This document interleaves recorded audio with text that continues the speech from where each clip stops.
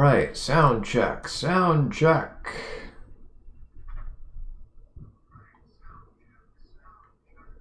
I hear myself just fine. Now let's check for visuals. Do we see movement on the screen? I see movement on the screen. Perfect. Let's put away the headphones and then we can get started.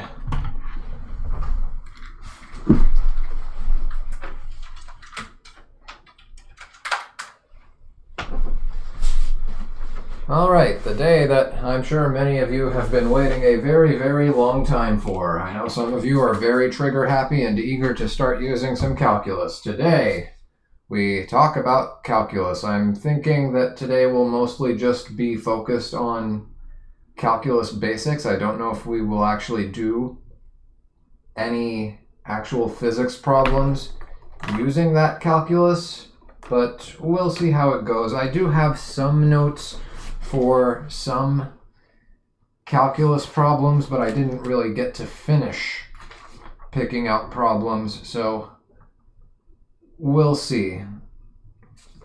I mean, I've got a pretty long list of calculus topics to go over anyway, so depending on how things go time-wise, and even if we finish even if we finish quickly, I still feel like it might be better to just keep the application of today's calculus topics to a separate stream, which should be on Saturday and or Sunday, hopefully both, and then we can just wrap things up this weekend because I want to be done with this. I've got a lot to do, as you can probably imagine, with AP exams on the way, and if I can get this out of the way sooner, that would be for the better. But without further ado, let's talk calculus. So, we're going to go over the basics of calculus. I know some of you have had calculus or are currently in calculus, but some of you are taking this course and you haven't had any calculus at all. Either way, I think you'll find something beneficial in this. If you've already had calculus, the problem is your calculus course teaches you how to do calculus, but it doesn't really teach you how to apply calculus all that well. I found that when I was taking AP Physics, I was taking calculus in the same year, and I didn't really learn my calculus until over the spring break, when I was practicing the old FRQs that my teacher gave me and looking at the solution guides, and through those I kind of picked up some additional calculus stuff that I didn't learn in my AP calculus class, or at least they weren't taught that clearly.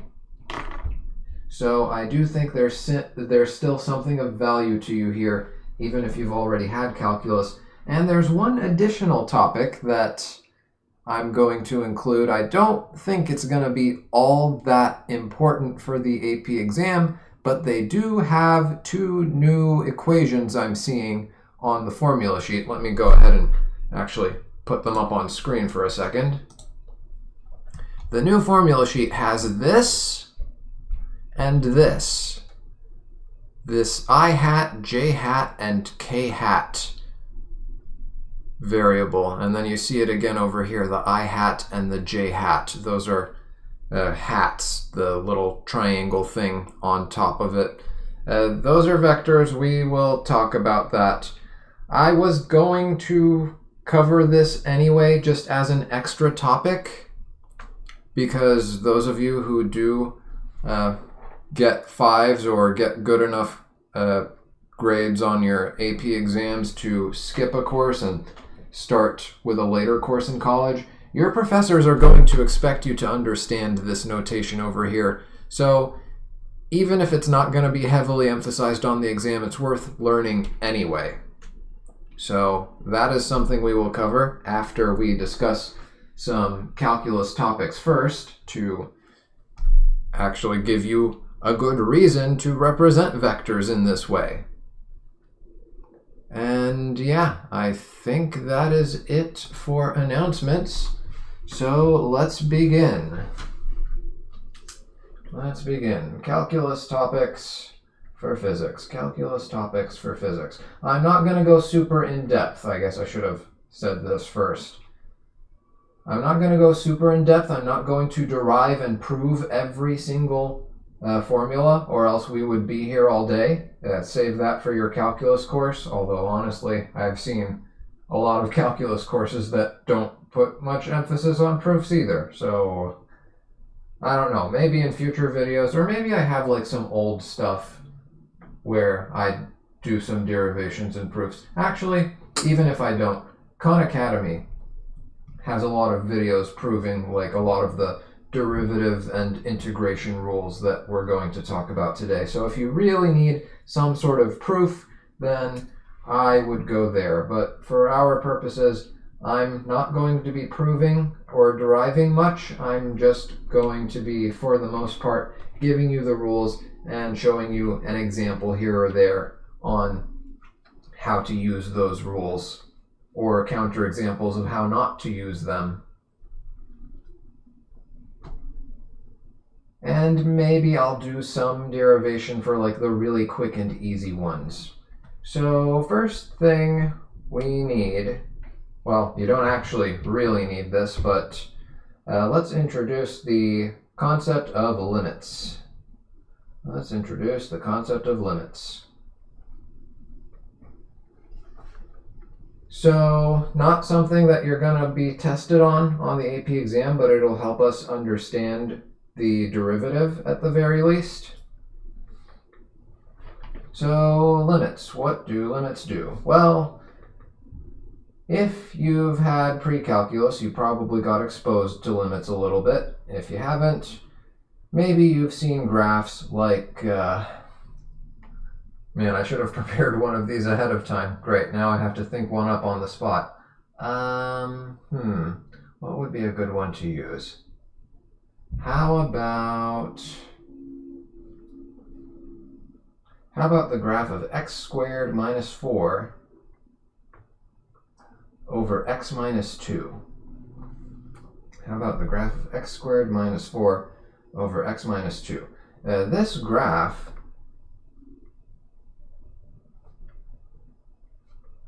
if you were to draw it, if you were to put it on a graphing calculator and just have it graphed for you, is gonna end up looking like this. I guess we'll do this over here as well. Yeah, that'll be a 2. Yeah, it'll start here, and then I guess it'll go up 1 over 1. And then let me get a ruler.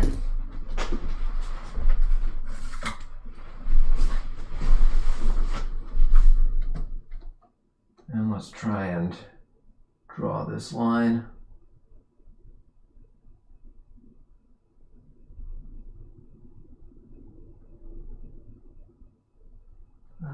Let's see. Actually, I want to get, let's get this as well. So I want to pre-plot this. Okay, there we go. Those are pretty much aligned. Might not be super perfect since I'm just doing it completely by hand. But that is basically what that graph would look like. That looks like a linear graph, doesn't it? That looks like an awfully linear graph. There's only one problem with it. Well, I wouldn't call it a problem, but one thing that sticks out about it is this gap over here. You can't divide by... When x equals 2, you get 2 minus 2 in the bottom, which is 0, and division by 0, as you know, is undefined. So we can't really have anything here. We can't have a point along the vertical line crossing through x equals 2. So there is no actual value to this function at x equals 2. But what we can say this function does have is it has a limit as x approaches 2. We can say that this function has a limit as x approaches 2. This is what the notation looks like. You would read it limit as x approaches 2 of the function. In this case, our function is x squared minus 4 over x minus 2. And it equals, well, what does it seem to be approaching? It seems to be approaching the point 2 comma 4. It seems to be approaching a value of 4. And in your calculus class, you will go over techniques for evaluating limits.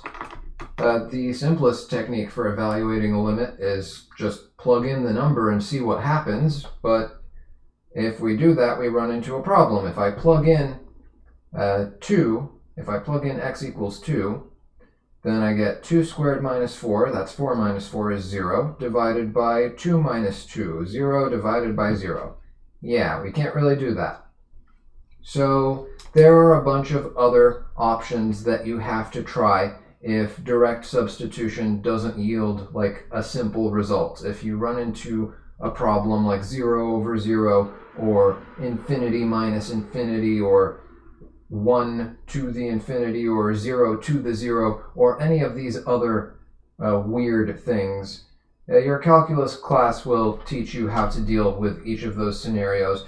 In our case, one thing we can do with just the algebra skills we have is we can try factoring.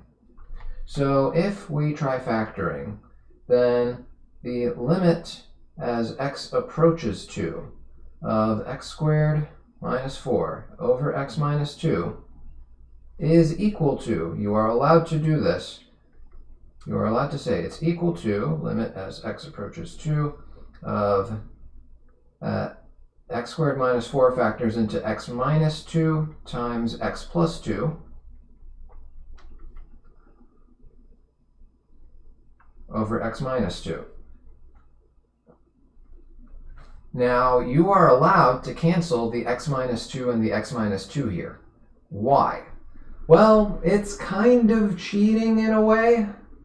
You see, we're not actually calculating f of 2. We're not actually calculating if this is f of x.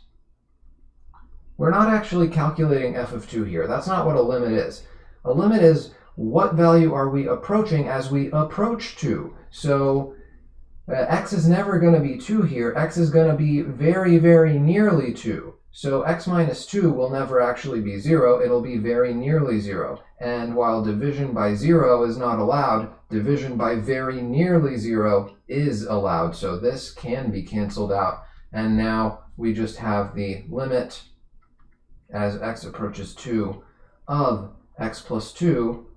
Now this is a limit where the direct substitution technique does work. If I just plug in 2 for x now, I get 2 plus 2, which equals 4. So that is one thing that limits allow you to do. Limits allow you to cancel out problematic denominators because they don't actually equal that problematic value, in this case 0. It allows you to avoid this division by 0 problem because it's a division by almost 0, which is perfectly legal. Sounds like cheating, doesn't it?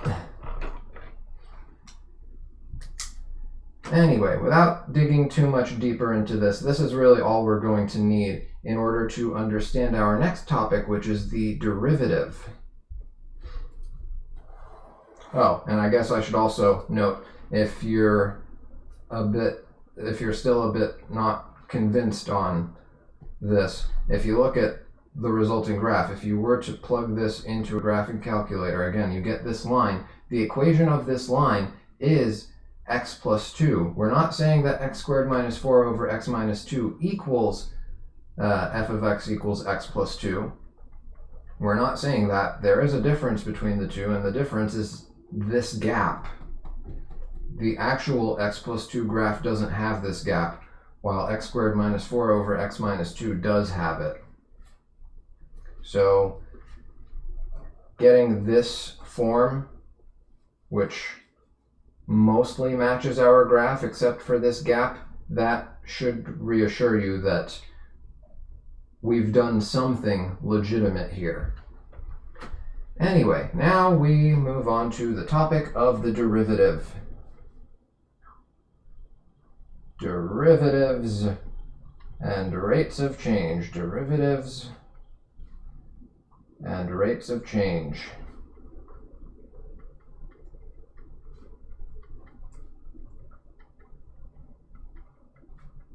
So one of the big problems that we're able to solve with calculus is the rate of change problem.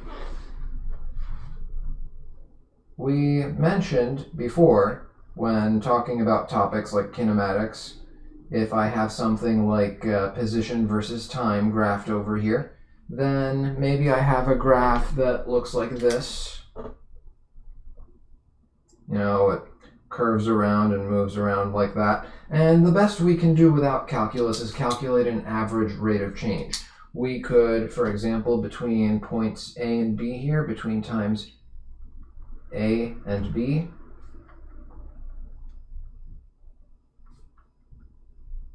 or T1 and T2, whatever you want to call them, we could just draw a line connecting these 2 points and calculate the average. In this case, it would be average velocity.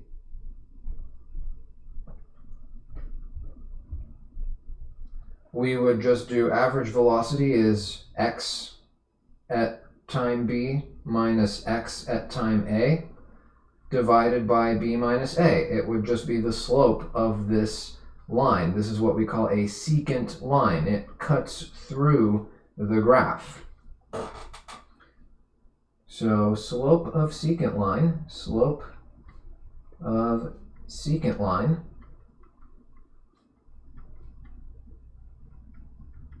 whoops, line, not lime.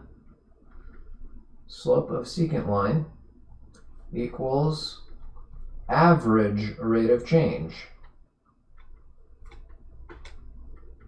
And we talked about how averages aren't very detailed. They don't give us the best information. They can be misleading at times, right? We've talked about examples where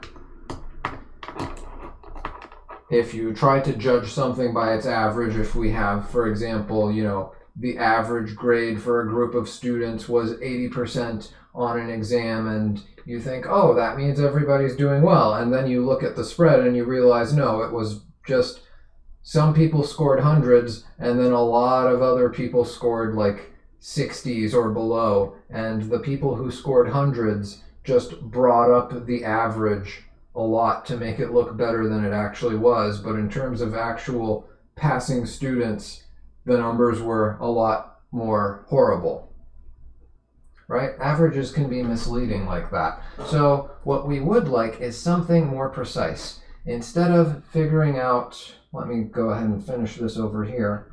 Slope of secant line equals, I guess this is the function x of t, so I'm going to call it x of b minus x of time a divided by b minus a, right? It's just your slope formula. Your y2 minus y1 over x2 minus x1 instead of y and x, we have x and t. But all of this should still look somewhat familiar to you. So now my question is, how do we find something more precise? How do we find the rate of change at a specific moment in time, like the rate of change at this specific point? An instantaneous rate of change. It would be the slope of the tangent line, is what we said before. A line that just grazes the graph, just touches it at one point. Or, well, if it continues on, then I guess it could cross the graph somewhere else. But if you just really super zoom in on the point that you're interested in, it should just touch and leave. It should just barely scrape it. That is the definition of a tangent line. So how do we find the slope of a tangent line? How do we find the slope of a tangent line? Well, what if instead of a tangent line, we make a secant line, but we pick 2 points that are really, really, really close to each other? What if I pick, we'll call this C, and what if I pick my next point really, really close over here? And we'll say this is at time D. and I calculate the slope of the secant line between those 2 points. Let's do that in a different color. How about green?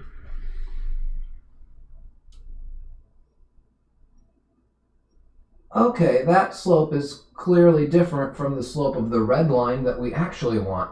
But what if I bring D even closer? What if I pick a point that's even closer, like over here, and I try to get the slope of that secant line?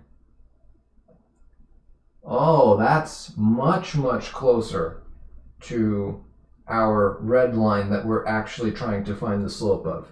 So instead of putting D at this point, let me draw a whole separate graph for this, actually. Let me make up a whole nother graph. It doesn't even have to be the exact same graph. I'll just draw like a simple parabola this time.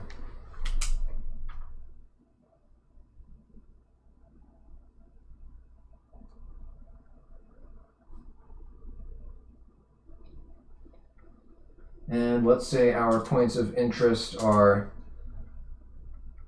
point C over here, and then our second point, point D. Just for the sake of, visual clarity, I'm going to draw it a fair distance away.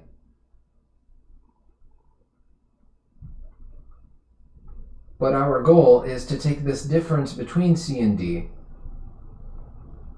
Our goal is to take this difference between C and D, what you can call delta x, or sometimes we like to call this in calculus, we like to call this difference h.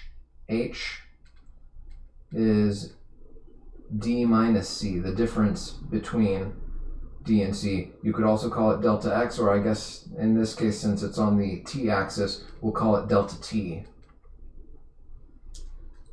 We like to call it h in calculus courses. We want this h to be as small as possible. Not 0, but as close to 0 as you can get. Oh, wait a minute. Getting as close to 0 as you can get. Trying to get almost 0, but not quite 0, because you don't want to divide by 0. That sounds familiar. We did that up here. So it looks like we're going to use a limit. So slope of a tangent line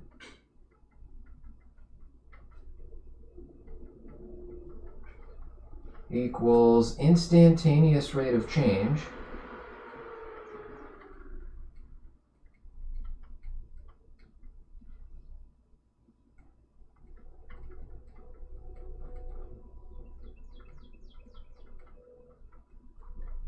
equals not quite x of D minus x of C divided by D minus C. Not quite, because we want D minus C to become very nearly 0. So what we'll say is we want the limit as this equation, the limit of this equation as D minus C approaches 0, as H approaches 0.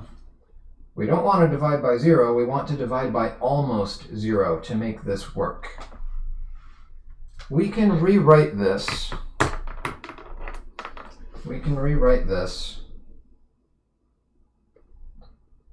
As limit as h approaches 0 of, instead of x of d, what I can do is I can call it x of d would be equivalent to c plus h, right? If d is just h units away from c, then d is equal to c plus h. So we can do x of c plus h minus, and then we'll copy over the x of c over d minus c, we'll just call that h. And this is just the general formula for the derivative. We can't go any further than this without knowing what this function x of t actually is. So from here, we would actually need to know what x of t is. So I will just use the example of, I guess we'll want an actual function for this parabola. Let's see, what do I want to call this? Let's say x of t equals, so it's a parabola with its axis of symmetry at some positive value, so negative b over 2a needs to be something positive, and it needs to be concave up, and it needs to go below the t-axis. So I guess we'll do, how about I make this 2, and this will be 5, and then that would mean x minus 2 times x minus 5 would be x squared minus 7x plus 10. Or, wait, did I say x squared? T squared. T squared, sorry. T is the independent variable here. We're used to it being x, but t. Let me write that again. T squared minus 7t plus 10. Okay, let's say that is our function. And let's try and evaluate this limit and see what we can get for the slope of the tangent line at point C, which we'll actually just keep it as C. We'll actually just keep it as C for now. So let me flip the page over. And let's do limit as h approaches 0 of x of c plus h minus x of c all over h, with x being t squared minus 7t plus 10. Okay, if I go ahead and make my substitutions, we're going to get x of c plus h, so just plug in a c plus h everywhere you have a t here. We will get limit as h approaches 0. Yes, you have to rewrite limit as h approaches whatever every single time. Limit as variable approaches whatever. Every single time you actually have to write that when evaluating limits, except of course on the very last line where you get hopefully a number that the limit evaluates to, or if not a number, like a function, some sort of expression. Anyway, c plus h squared minus 7 c plus h plus 10. That's your x of c plus h minus x of c is just going to be c squared minus 7c plus 10. And all over h. We can't eliminate this h in the bottom just yet, but it will disappear eventually. That's the goal. So we've got 10 minus 10, that cancels out. And then we've got c plus h squared. I'm going to FOIL that. Limit as h approaches 0 of c plus h squared is going to be c squared plus 2ch plus h squared.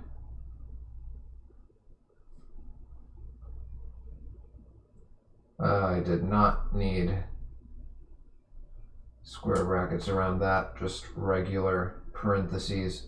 There will be square brackets around like the whole thing, but anyway, minus 7c plus h, so distribute the 7, so that'll be minus 7c and minus 7h.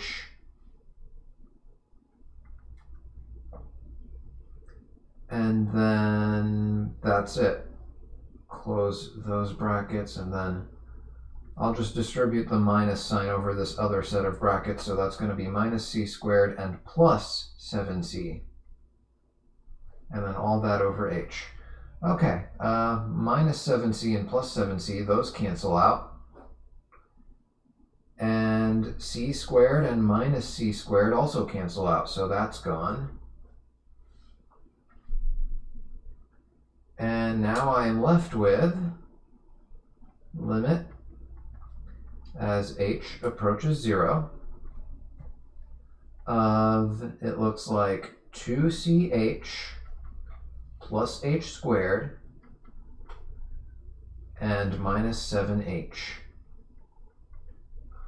all over h.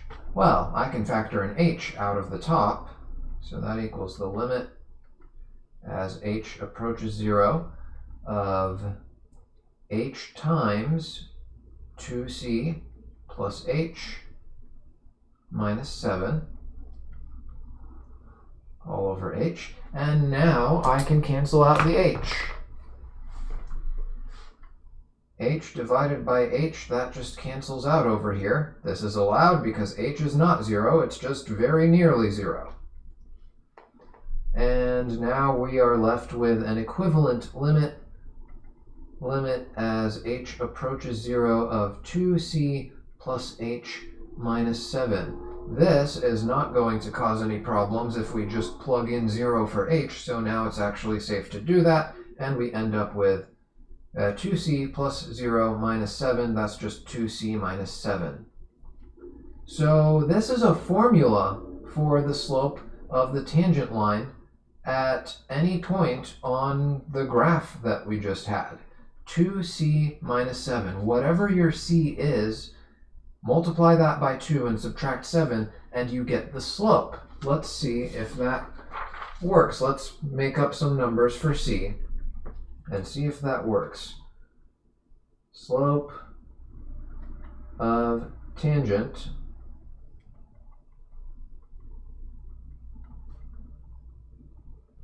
equals 2c minus 7. Let's see if that actually works. So one place where we know for sure what the slope is going to be is right over here. We know the slope of the tangent line here has to be 0, right? That's a flat horizontal line. The slope of a horizontal line is 0. So let's figure out where this axis of symmetry is. It's negative b over 2a, so the negative of negative 7 is positive 7 over 2 times 1, so 7 over 2, that's 3.5. So this is at 3.5, and if we plug in 2 times 3.5 minus 7, oh, would you look at that? It's 0, just as we would predict. Okay, we don't know, like off the top of our heads, what it's going to be over here if we call this, let's see, if that's 2, and that's 3.5, and that's 5, I guess this would be 7-ish. So yeah, over here, let's say that this is at t equals 7. If I plug in 7 here, then I get 2 times 7 is 14, minus 7 is positive 7. The fact that it's positive is reassuring because, well, at the very least, we know it's a positive slope. We know it's going up. We know the rate of change is supposed to represent an increase. It's supposed to be a positive value. So that's reassuring.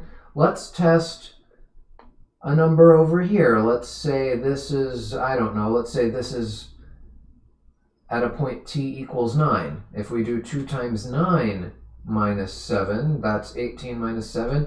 That's a slope of 11. And it does make sense that, one, it's positive again, but also it's more than what we had before, which is consistent with a parabola graph, because as you go up, it gets steeper and steeper, at least for an upward-facing parabola.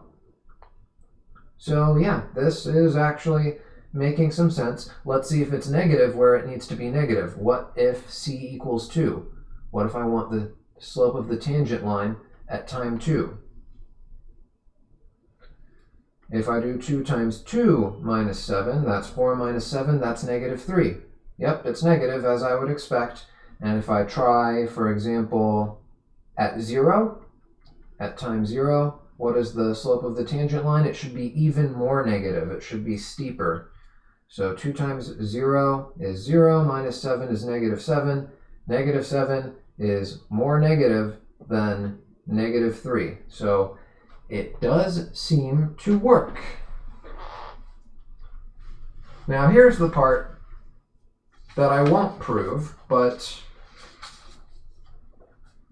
if your calculus teacher, whether it's a calculus teacher you've had this year or in a previous year or a calculus teacher that you're going to have in the future, if your calculus teacher actually bothers to do this proof, there is a way that you can prove that the derivative, the limit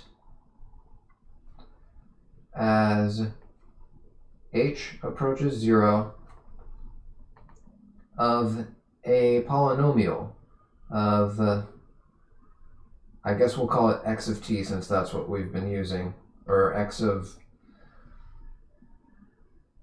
yeah, I'll just call it t, x of t plus h minus x of t all over h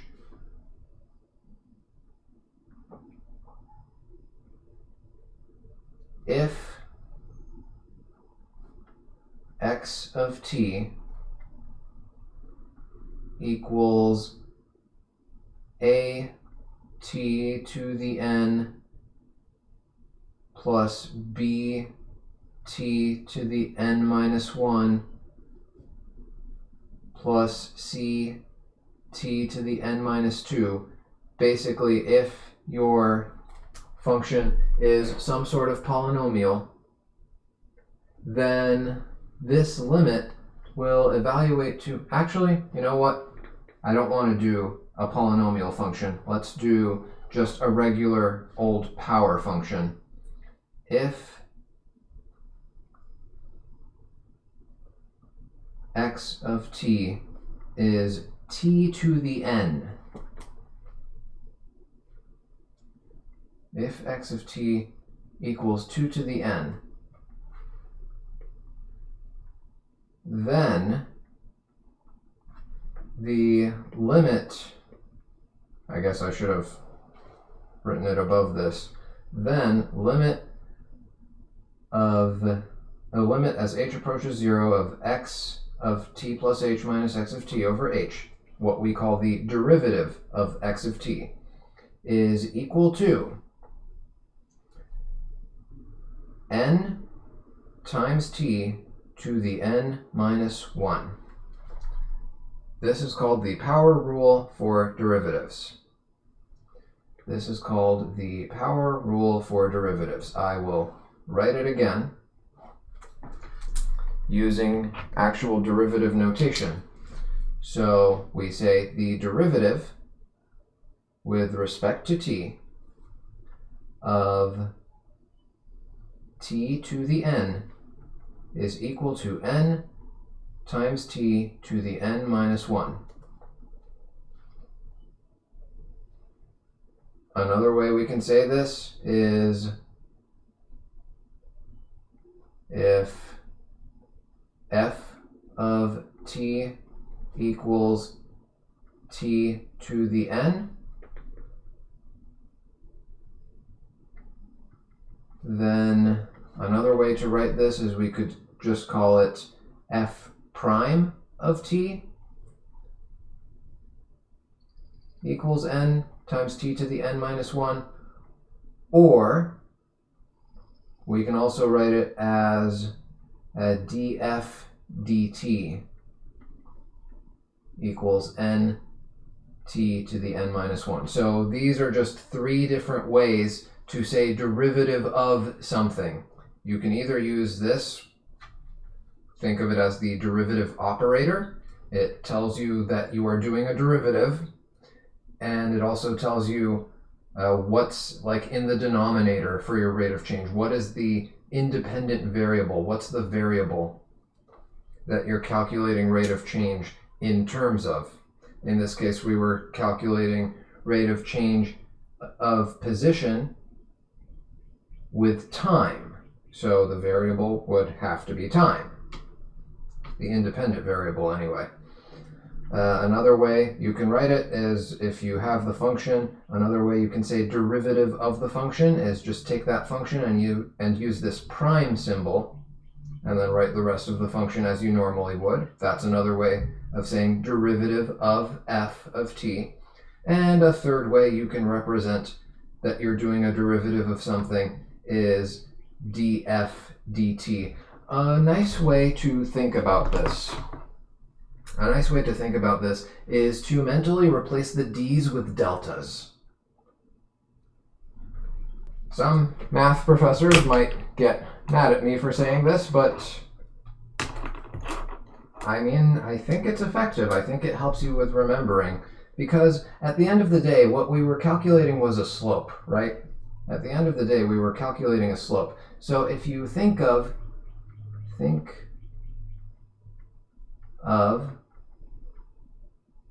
df dt as delta f over delta t. In our case, the f was actually an x. We were calculating a sort of delta x over a delta t, where the delta x was really, really small, divided by a delta t that was really, really, really small. A delta t that approached 0, in fact. So yeah, think of these d's as deltas where the change is really, really tiny. The d over here in the derivative notation is really just a special kind of delta. That's a good way to think about it so that you can get over that initial hurdle of understanding what it means. And over time, this will just kind of become natural, and you might not have to think of it this way at all. But yeah, this is one of our first derivative rules, and you may remember seeing it on the formula sheet. It's right over here. In this case, they used x as the variable. Let me zoom this in a bit. It's the second row under the calculus column. Derivative with respect to x of any function that has the form x to the n equals whatever that exponent is times x to that same exponent decreased by 1. So let me give a solid example in case all of these funny letters are confusing you. So for example, if f of x equals, let's say, for example, we have x to the 5th power. Then the derivative of that, f prime of x, or df dx, or derivative with respect to x of f of x, however you choose to write it, or however the problem chooses to write it, it's going to follow this formula. So whatever was the original exponent, you take that and you write it in front, or rather you multiply it to whatever's in front, and then you decrease the exponent by 1. So we have a 5 here, so it becomes 5 times x to the 5 minus 1. 5 times x to the 4, in other words. Okay, what if there was something already in front of the x? What if I wanted the derivative of... What if f of x was... Let's say, for example, 12 times x to the 3. Okay, then you just multiply the 3 over. So this is another derivative rule, which is if you have a constant multiplied by something that you know the derivative of, then the derivative of the same thing multiplied by a constant is just that constant multiplied by the derivative. In other words, you can factor the constant term out. So this is really just 12 times, whoops, that equal sign is misplaced. So f prime of x in this case is equal to 12 times the derivative of x cubed. And then you just do the derivative of x cubed the way you normally would. Multiply by the 3, decrease the 3 to a 2. So you get 12 times derivative of x cubed is going to be 3x squared. Easy peasy. And then, of course, simplify it, and you get 36x squared. So I guess we'll write it as a derivative rule. The constant multiple rule for derivatives says that f prime of a constant times, no, wait, wrong thing, getting ahead of myself. If f of x equals a constant times, I guess, another function g of x,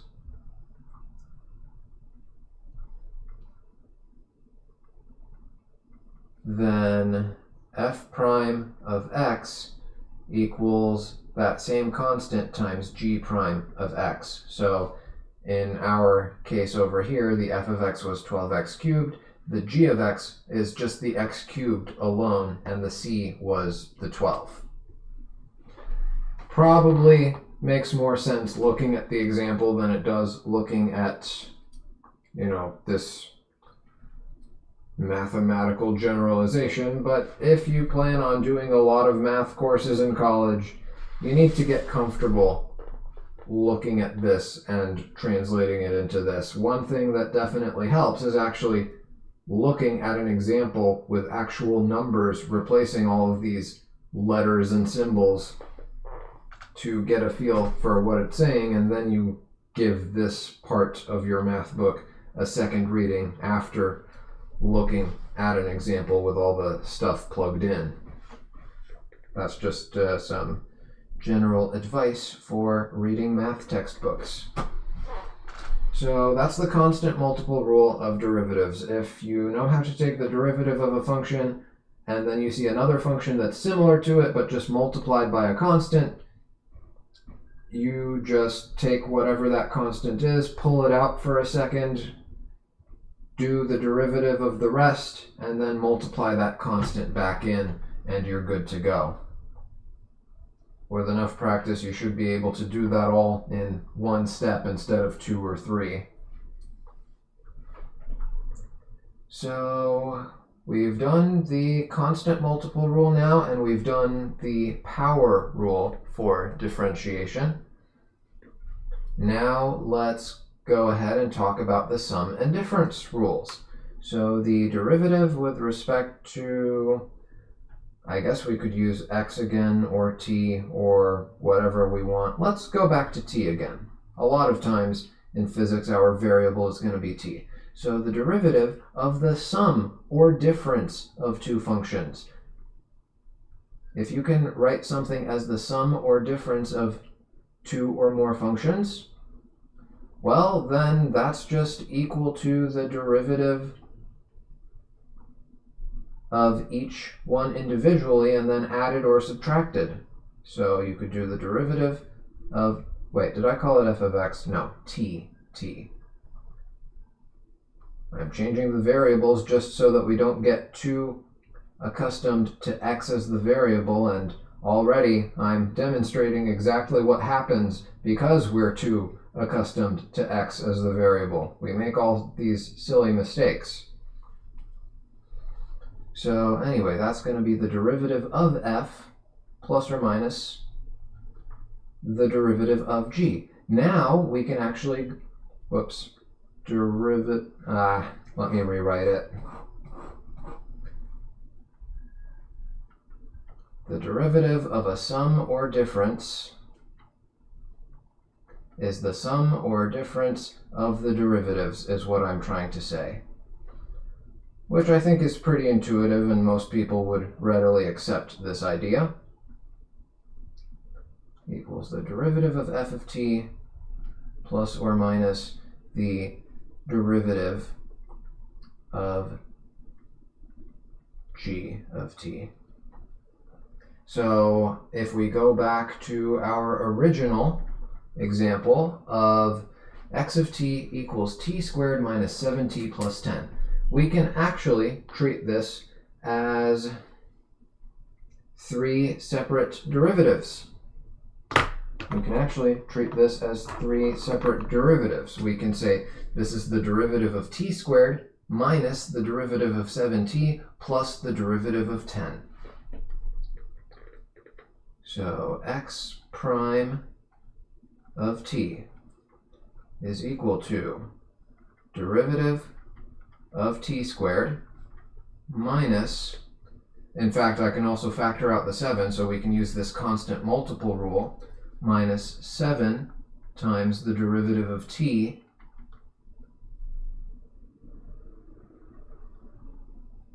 plus the derivative of 10. Okay, so derivative of t squared by the power rule, we would multiply by 2 and subtract 1 from the exponent. So that becomes 2t to the 1. Minus 7 times the derivative of t. Well, that's going to be t to the 1. So multiply by 1, and then you get t to the 0. T to the 0, that's 1. And then plus the derivative of a constant. Well, derivative means instantaneous rate of change. It means slope, right? Well, what does the graph of a constant look like? The graph of a constant looks like this. It's just a horizontal line. It's just a horizontal line. And what's the slope of a horizontal line? The derivative of a constant with no variables attached to it is always 0. Derivative of a constant is always 0. So we're left with 2t to the first power minus 7 times, really all of this is just a big 1, plus 0. So we get 2t minus 7, which is basically what we got earlier, except we plugged in a value of c for t, and then we kept on changing which c values we wanted in order to test this thing out. 2 times the variable minus 7. So it checks out. Now, some other weird things that you may or may not see, you probably won't, because this isn't, physics isn't trying to be a full-on calculus course, but you might see weird situations like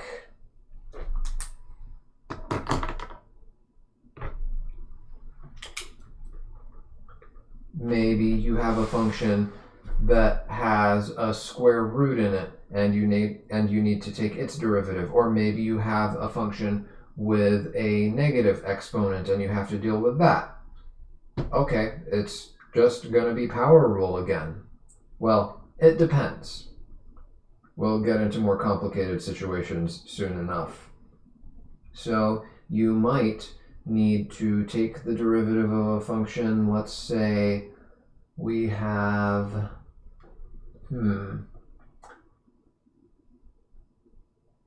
how about f of tx, it doesn't matter, we'll say f of t equals the square root of x cubed, for example. How do we take the derivative of something like this? Well, this can be rewritten as a power function. Not x, t. The square root of t cubed, it's f of t equals the square root of t cubed. If I called it f of t, and it was the square root of x cubed, and I took the derivative with respect to time, and x wasn't a variable that depended on time, then x would be a constant as far as the variable t is concerned. If x didn't depend on t in any way, and I wanted to take the derivative then, that would be a constant. I might show an example later illustrating that. I feel like if I do that now, I'll just be overwhelming some of your brains a bit too much. So anyway, we rewrite this as a power function. So that's going to be t to the third power, and then the square root, that's going to be a 1/2 in the exponent.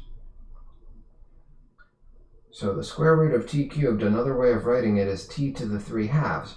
And from here, we can just use power rule again. So f prime of t is going to equal, you multiply by whatever the exponent is, so 3/2 t to the subtract 1, 3/2 minus 1, 3/2 minus 2/2, that's 1/2.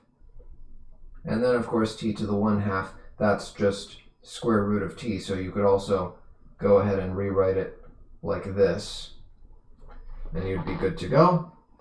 You can do something similar if f of t equals something like 1 over t squared, for example. If I wanted to do the derivative of 1 over t squared, I would just rewrite this as t to the -2, and then f prime of t, I would just follow the power rule, multiply by -2, so that's -2, and then t to the -2 minus 1, that's -3. Common mistake here is people will subtract 1 from the 2 and make it a -1. Nuh-uh. Subtracting from a negative makes it more negative. Remember that. And we get -2, and then t to the -3, that's t cubed in the denominator, so -2 over t cubed is what it would look like in the end if you wanted to simplify it and make it look nice. So yeah, the power rule will work for anything that can be written as a power function. And because of the sum and difference rule that we went over here, you can also apply the power rule to anything that is a sum or difference of 2 or more terms that can all be written as power functions. A power function could be a simple monomial, just x to some integer power. It could be a simple reciprocal function, that's 1 over x to some simple number. It could be just some sort of square root or some combination of exponents and roots.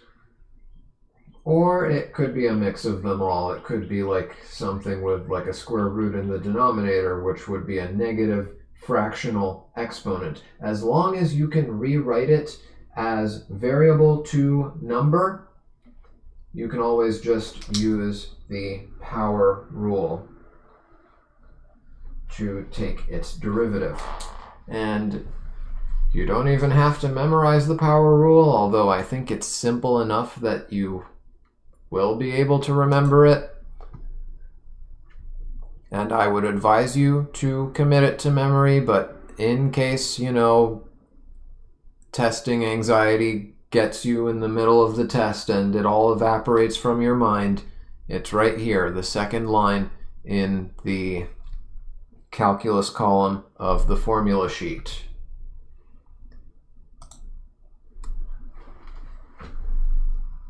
All right, speaking of that formula sheet, actually let me go back to it. So there are some other special derivatives that you see over here, and they all have their extra special rules, and we're not going to prove any of these rules really, but you're just going to want to remember these or look at your formula sheet. I'll leave this first one alone for a second here and just talk about these other ones. So you've got the derivative of an exponential function. The derivative of an exponential function, where the exponent is a constant times x, just equals, you bring the constant out to the front, but that's it, and then you just copy over the original function. So the derivative of an exponential function is just that function again, multiplied by the constant that is in front of the variable in the exponent, if there is one. If there isn't, then you're just multiplying by 1, which means the derivative of e to the x, for example, with respect to x, would still just be e to the x times 1. So that's how you take the derivative of a simple exponential function. Now, it might get messy if the exponent has something involving like x squared or x cubed or sines or cosines. We'll talk about that in a minute. But for now, just a very simple exponential function where it's a constant times x in the exponent. This is how you would take its derivative. The derivative of the natural log is 1 over the variable, unless, of course, you get complicated stuff. Now, that's what this first rule is going to help us deal with. And then the derivative of sine is cosine. The derivative of cosine is negative sine. And if there's a multiplying factor inside of the sine or cosine, you would also multiply by that factor. That's the a that they have coming out over here. So let's do a couple of quick examples of each of those just to get a feel for it, just so it's not all a jumble of symbols. Let's just do a quick example of each of those. Let's make some functions up. Let's say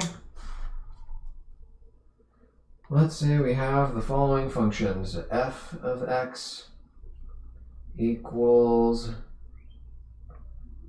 sine of 2x.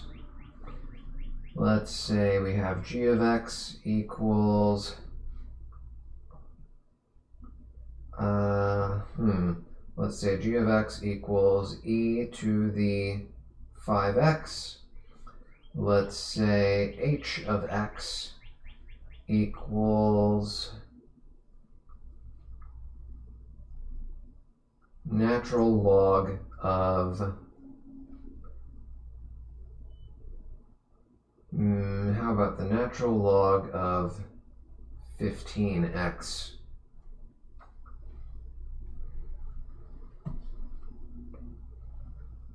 Okay, so if we do each of these, let's see what we get. F prime of x, the derivative of f of x, is going to be derivative of sine of 2x. Derivative of sine is cosine of 2x, and then times whatever constant you have in front of the variable, so times 2. Derivative of e to the 5x, so g prime of x, that's going to be e to the 5x times the 5. It looks similar to the power rule, but it's not the power rule. If it was the power rule, then I would be multiplying by 5x over here, and this would be 5x minus 1. So it's not the power rule. Be very careful about that. And then the derivative of natural log of 15x. H prime of x. So the derivative of a natural log equals the derivative of derivative of natural log of 15x is just going to be 1 over x. Seems kind of underwhelming that it's always 1 over x, but we'll be able to do a little bit more with natural logs in a minute once we introduce another differentiation rule.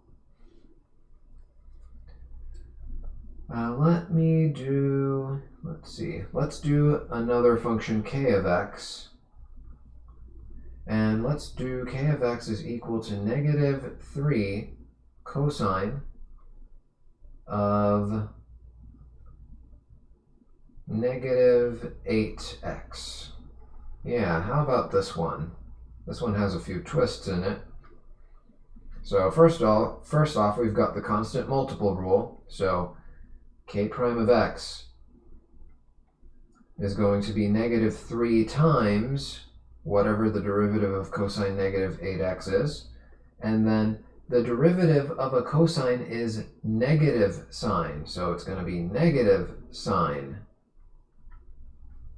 of negative 8x.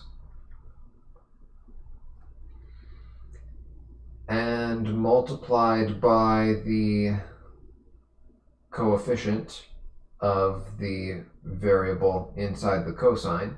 So multiplied by negative 8. Lots of negative signs here. Very easy to make mistakes. So 2 of the negative signs cancel out. Negative 3 times 8 is negative 24. And then sine of negative 8x. All right.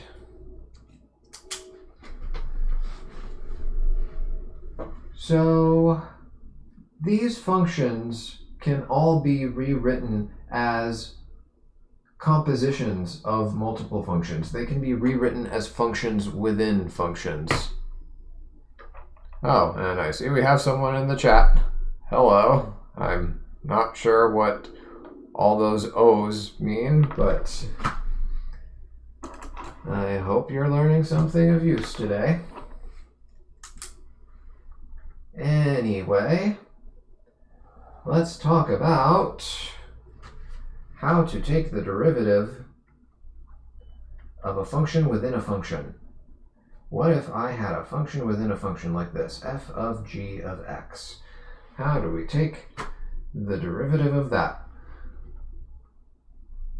This is what we would call the chain rule of differentiation. And the reason it's called a chain rule will become more apparent when I nest multiple layers of functions in here. So the derivative of a function is going to be the derivative of the function itself applied, the derivative of the outer function is what I should say, applied to the inner function times the derivative of the inner function. Usually this derivative of the inner function ends up being written outside here in front because it just looks cleaner that way. You'll see once we look at some examples. Another way we could write this is the way they actually have it written in the formula sheet. So the way they have it written in the formula sheet is the derivative of f with respect to x equals the derivative of f with respect to u times the derivative of u with respect to x. What on earth does this mean? Well, another way we could write this is we could say f of g of x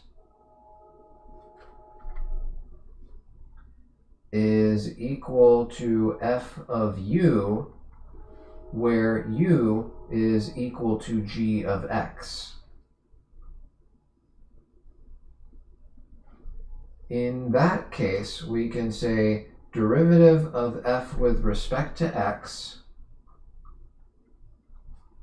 is equal to the derivative of f with respect to u times the derivative of u with respect to x times the derivative of u with respect to x. And if we make the appropriate substitutions, you'll see that it evaluates to this exact same thing I have over here.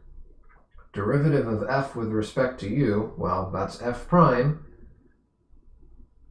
And then it would be f prime of u, and f prime of u is also f prime of g of x because u equals g of x. So that's the df du part of it. And then the du dx, well, the derivative of u with respect to x is the derivative of g with respect to x. It's just g prime of x because u equals g of x. So yeah, both of these expressions are equivalent to each other. This one might be a little bit more intuitive though, because if you look at it, and again, math professors will get mad at me for saying this, but if you look at it, it kind of makes sense because it's like these du's cancel out, and then it simplifies to df over dx. You don't want to be treating them like fractions like this.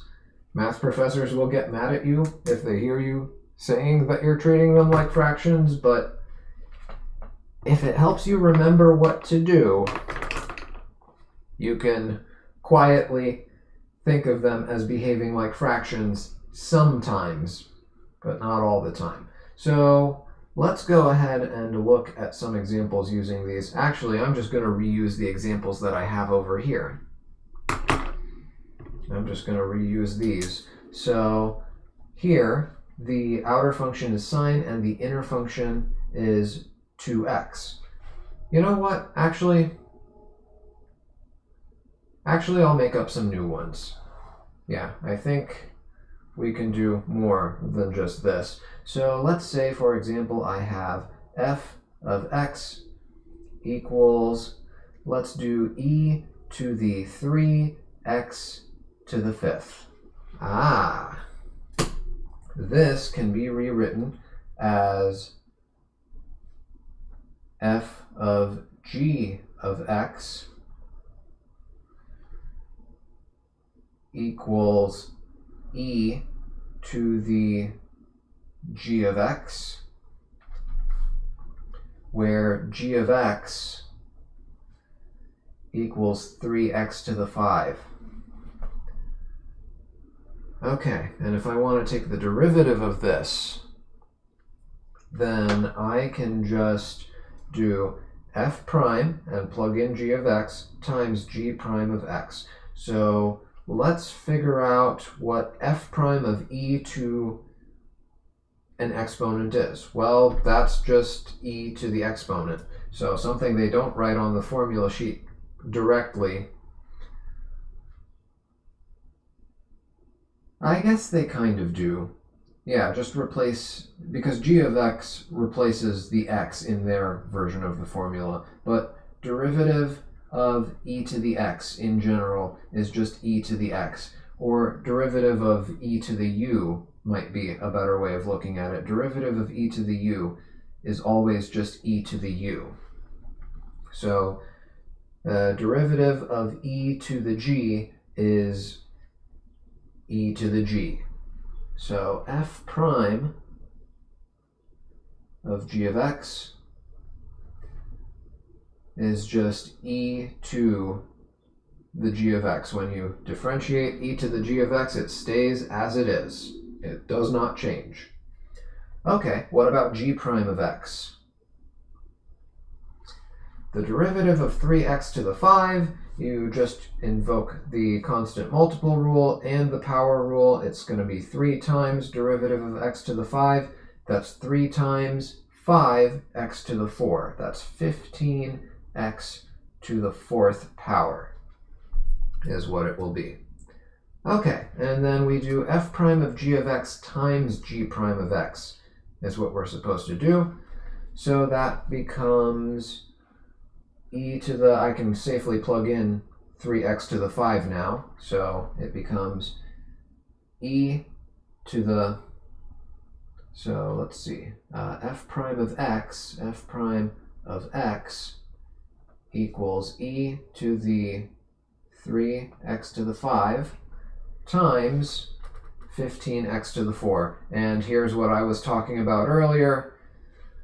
This 15x to the 4 looks much nicer if you multiply it in front instead of behind. So usually this g prime of x from the chain rule ends up being moved to the front.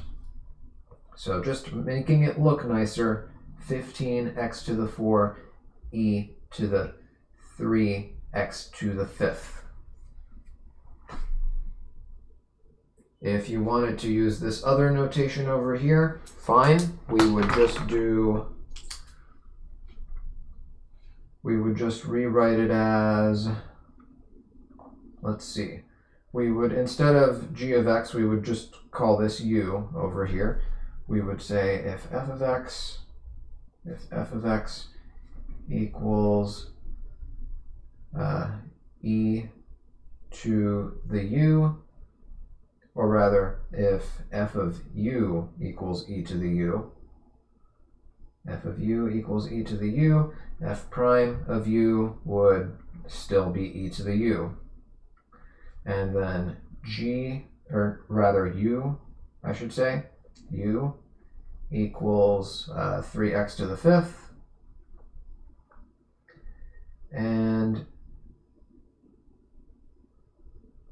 wait a minute.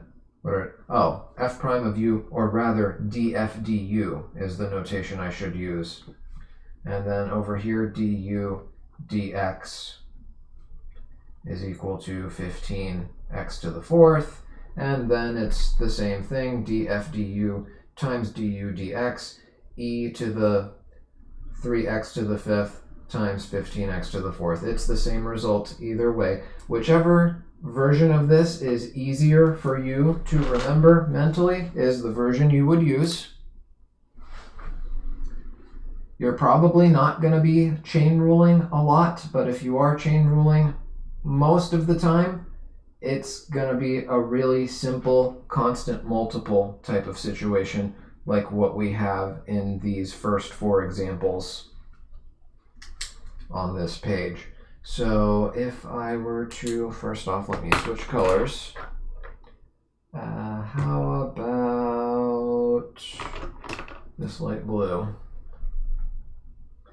If I were to look at one of these in terms of the chain rule, for example, if I just take that first one, f of x equals sine of 2x.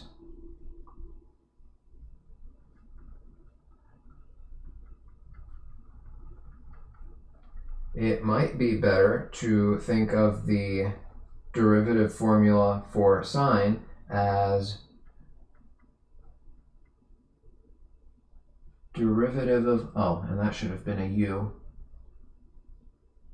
right? Because u was the variable here. Anyway, derivative with respect to u of sine of u is just cosine of u.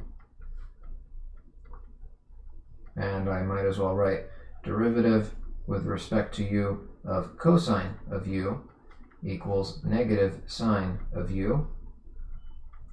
What else? And then derivative with respect to u of natural log of u equals 1 over u.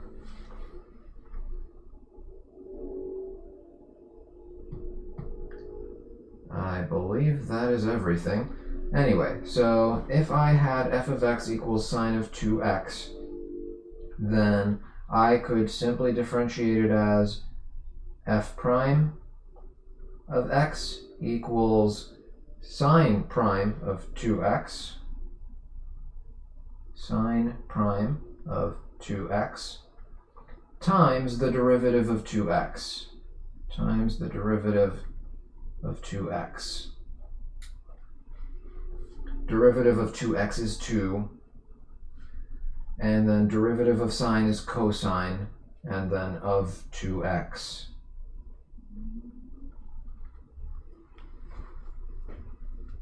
So yeah, whenever you're just taking the derivative of a function and inside the function is just a constant times the variable, if you're multiplying by the derivative of the inside part, then you're really just multiplying by whatever constant is in front of the variable, which is why they wrote it on the formula sheet the way they did, right? They wrote it, they already did the chain rule for you, essentially, here where they put the derivative of e to the ax is a e to the ax. They're just doing that simple chain rule step for you so that you don't have to do it in 2 steps. But once you've practiced the chain rule enough times, really simple constant multiples like this should be no trouble for you at all. Now let's take a look at a nested chain rule that has multiple layers and see what we can do with it. And I'm gonna again use both of these perspectives so that if one doesn't make as much sense to you as the other, then you can pick whatever works best for you. So let's see, what kind of mathematical monstrosity shall I come up with? How about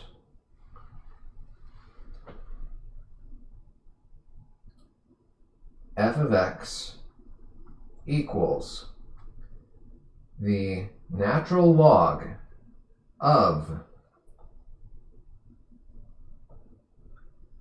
how about the natural log of sine of e to the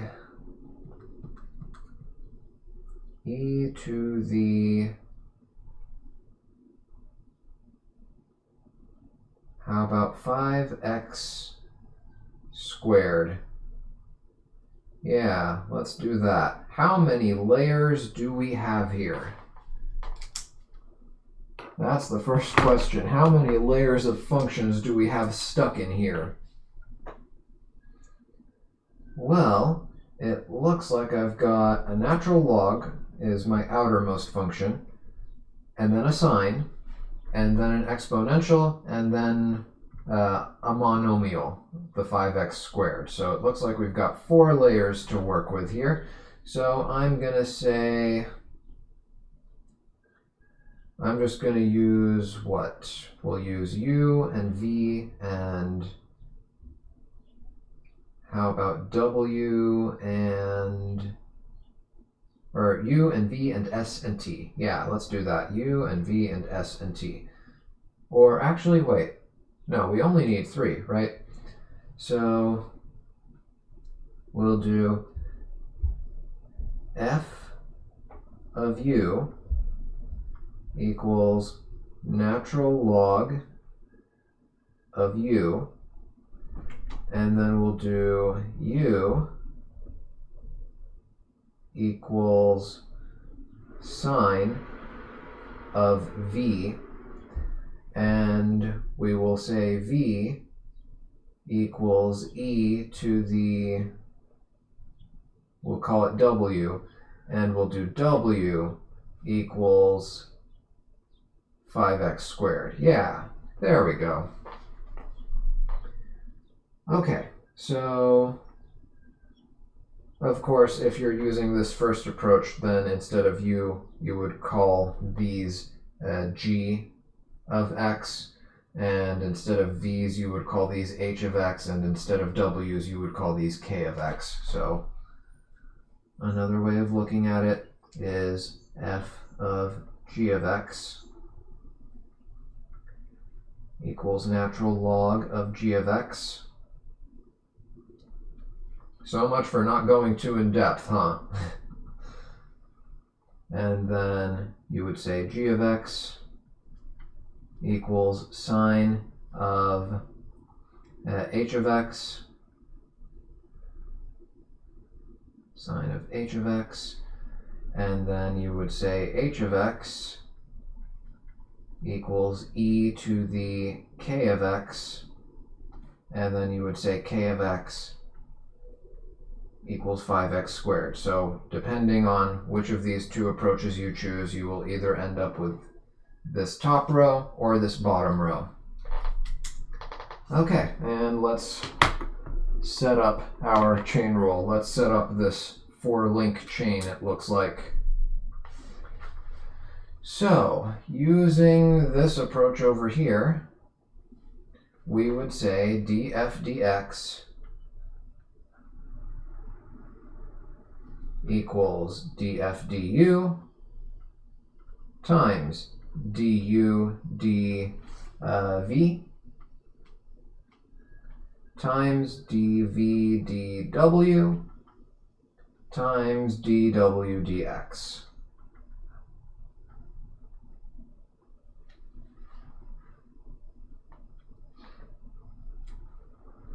So we would do derivative of natural log df du is 1 over u equals 1 over u times du dv, derivative of sine is cosine, so times cosine of v, times dv dw, derivative of e to the w is e to the w,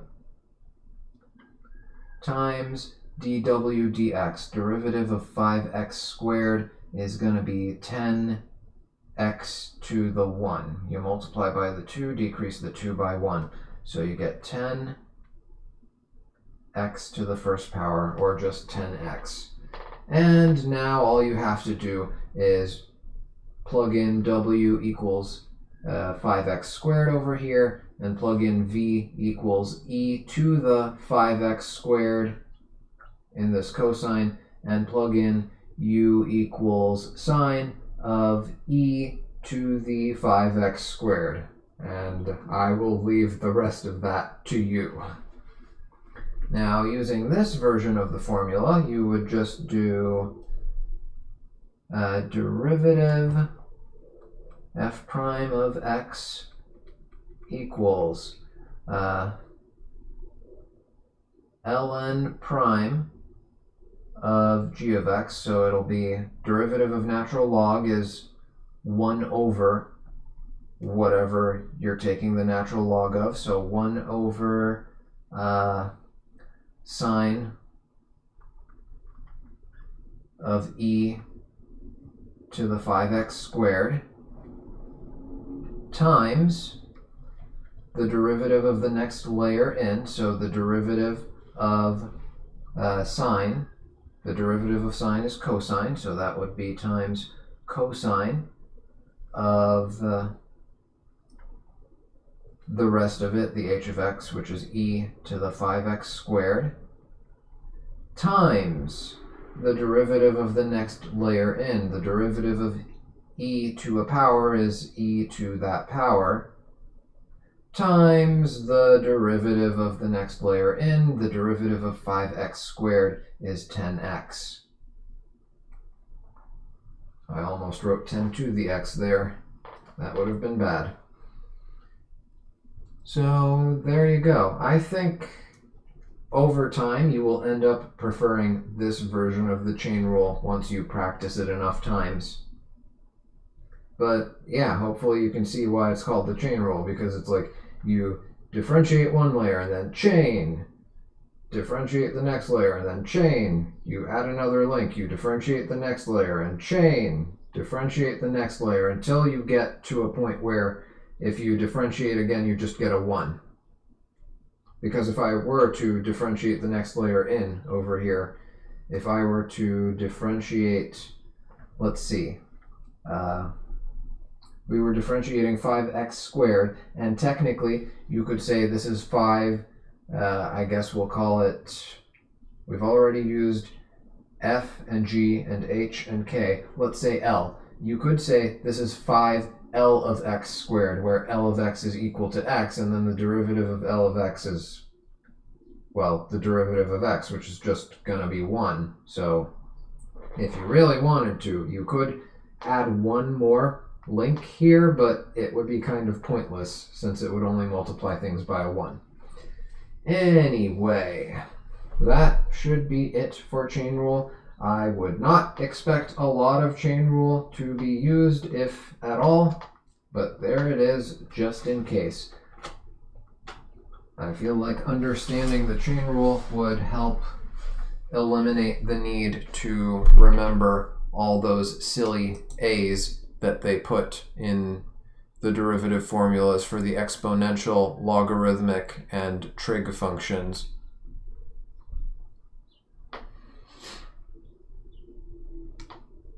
I don't like the way they're written. I know it's meant to make things easier, but I feel like it's just...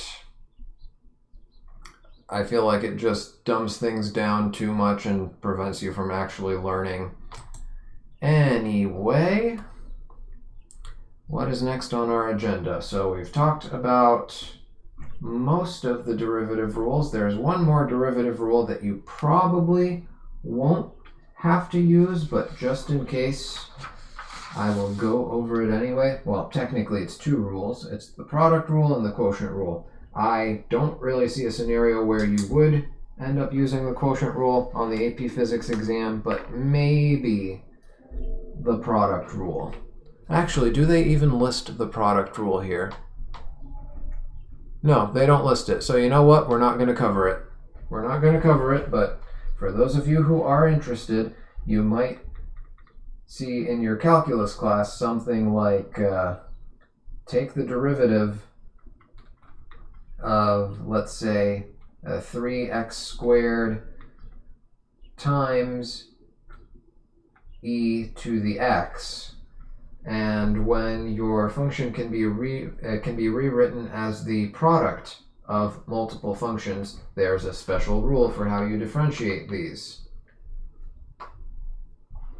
But we're not going to worry about it because the AP formula sheet for physics doesn't list the product rule, so we don't actually need it here. We might end up needing it for a problem or two that I might be showing as examples, but if it does come to that, then I'll just explain the product rule then and there. But yeah, we won't do that today. Okay. Hopefully this next part will go by a little bit faster. So next up is the topic of, well, the reverse of a derivative, kind of, the integral. So the second major problem that calculus solves for us is the area under a curve problem. Oh, actually, wait.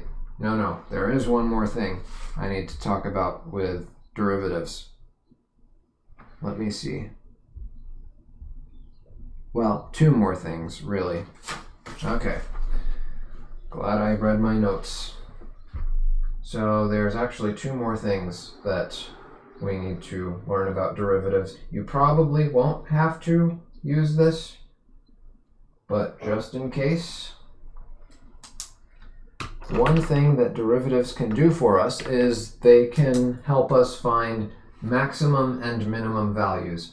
Now, I doubt that you're going to need this very much, because if you're looking for a maximum or a minimum, you usually know just from the physics, without the math, just from the physics of the situation, you would know when something is maxed out or minned out. So I guess, for example, if you're trying to find,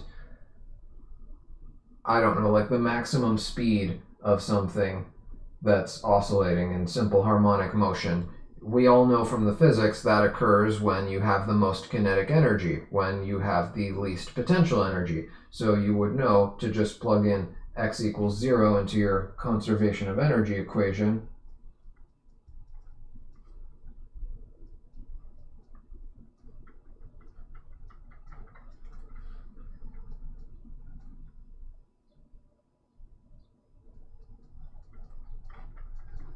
Hopefully you haven't forgotten this already from the simple harmonic motion chapter.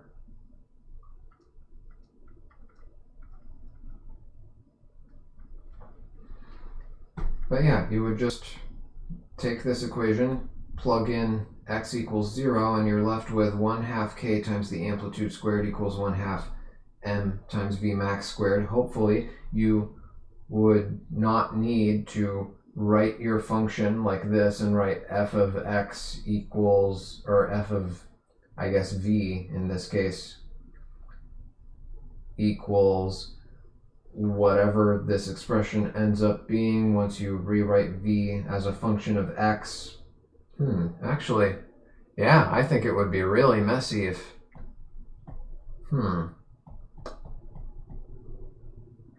I actually need to think about this some more, so I won't say too much about it to avoid putting my foot in my mouth, but using derivatives to find out where the speed is a maximum is not going to be a necessary thing to do, because you already know that the speed is a maximum when the kinetic energy is a maximum, and that occurs when the potential energy is at its minimum value of 0. So you don't really need to use this thing that I'm about to show you. But if you are looking for maximum and minimum values of a function, you can use derivatives to figure out where this will happen. If you are given the function and you're able to take its derivative, then you know how to find minimum and maximum values, because minimum and maximum values occur in places where the derivative is 0, or in places where the derivative can't be found. If you try to take the derivative and you end up with something like a 0 in the denominator or something like that, those are also potential suspects for where the maximum or minimum values might occur. But generally, places where the derivative is 0 are what you want to look for if you plan on using derivatives to find the maximum value or minimum value of a function. But it's not enough to just find a derivative of 0 or a derivative that is undefined. You also have to check and make sure that it's a true maximum or minimum, because I could have something like the graph of x cubed, for example, has this section of it right over here, and here, if I were to draw a tangent line right here, here the slope is 0, here the slope of the tangent line is 0, but it's not a minimum or a maximum. It was increasing before it got to this point, and it's still increasing after it gets to that point. So that's not really a minimum or a maximum now, is it? So what you have to do after taking the derivative of a function and figuring out all the points where that derivative is equal to 0, the other thing you have to do is you have to test the nearby points, the surrounding points. What was it doing before you found this point?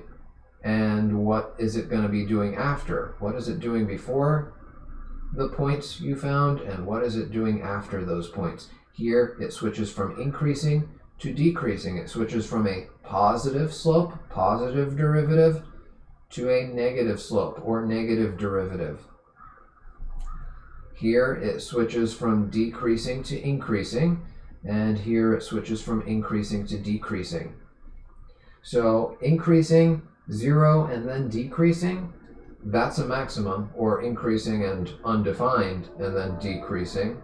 Positive derivative, 0 or undefined derivative, and then negative derivative. That tells you that you must be at some sort of maximum because you increased leading up to it, and you don't increase anymore past it, so it must be the highest value, at least within its own little neighborhood. As you can see from this graph, this point isn't the highest. This one is the highest that we can see so far.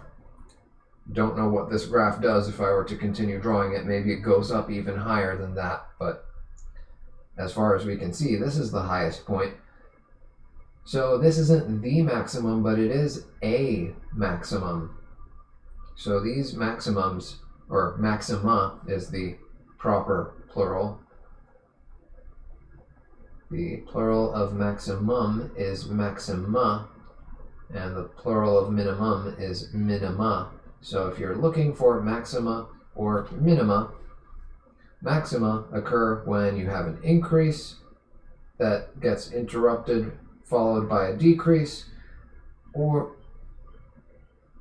not or, that's just it. Increasing, followed by an interruption, which is usually going to be a 0, but it could be an undefined derivative, followed by decreasing. If you see that, that's some sort of maximum. If you see the opposite, if you see decreasing, followed by increasing, that is going to be some sort of minimum. So you would just take the derivative of your function and then set the derivative equal to 0 and solve to figure out which variable values give you 0, to figure out what these x values are. If this is an x-axis, you would if this is f of x, you would find f prime of x, and then whatever you get for f prime of x, set it equal to 0 and solve for all the x's where f prime of x is equal to 0, and then test all of those x's. Plug in a number slightly less and slightly more than a, b, and c here.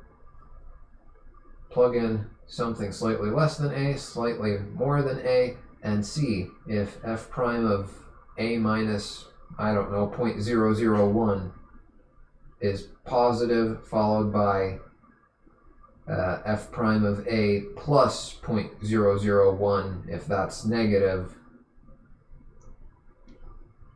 and determine whether or not you really have a maximum, or a minimum as the case may be. You'll find out once you actually plug in the numbers. Or, of course, you could just use your graphing calculator and just eyeball it on the graph. I think you're allowed to do that on the AP exam, but I don't think you should have to rely on that unless it's like a graphing question to begin with.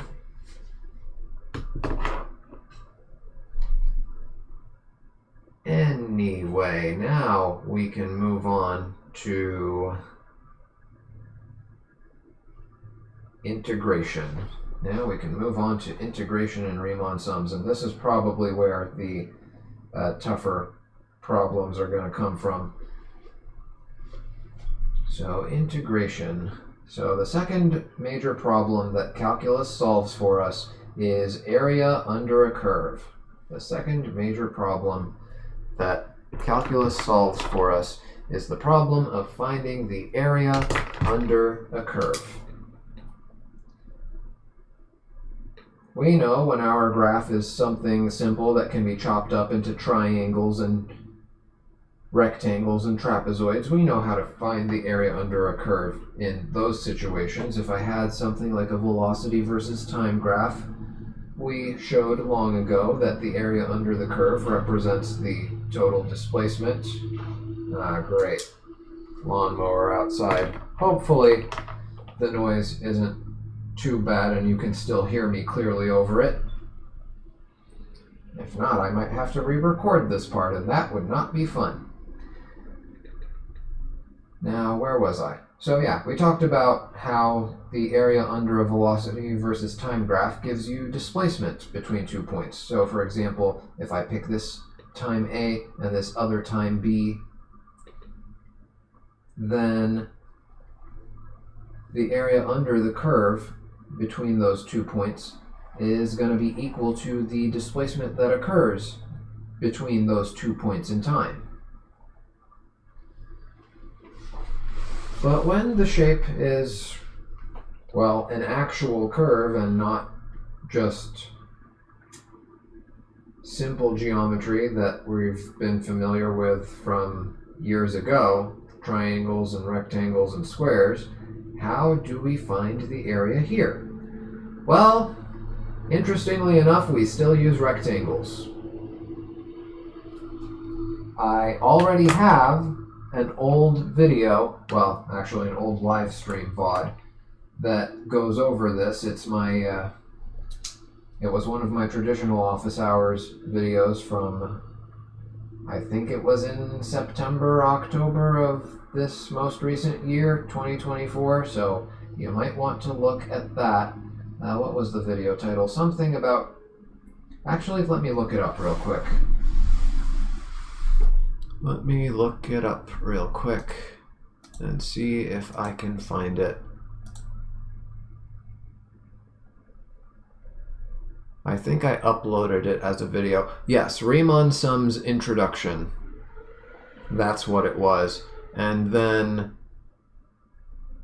I think there was a follow-up video, some applications to Riemann sums. So yeah, those two are what you want to look at. Riemann sums introduction. Riemann sums introduction. I'll probably just have it linked in an iCard after I finish timestamping this recording. Riemann sums introduction.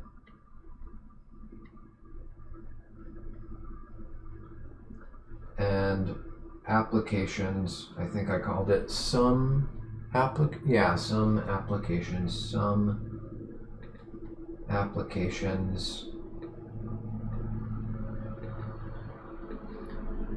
to Riemann sums.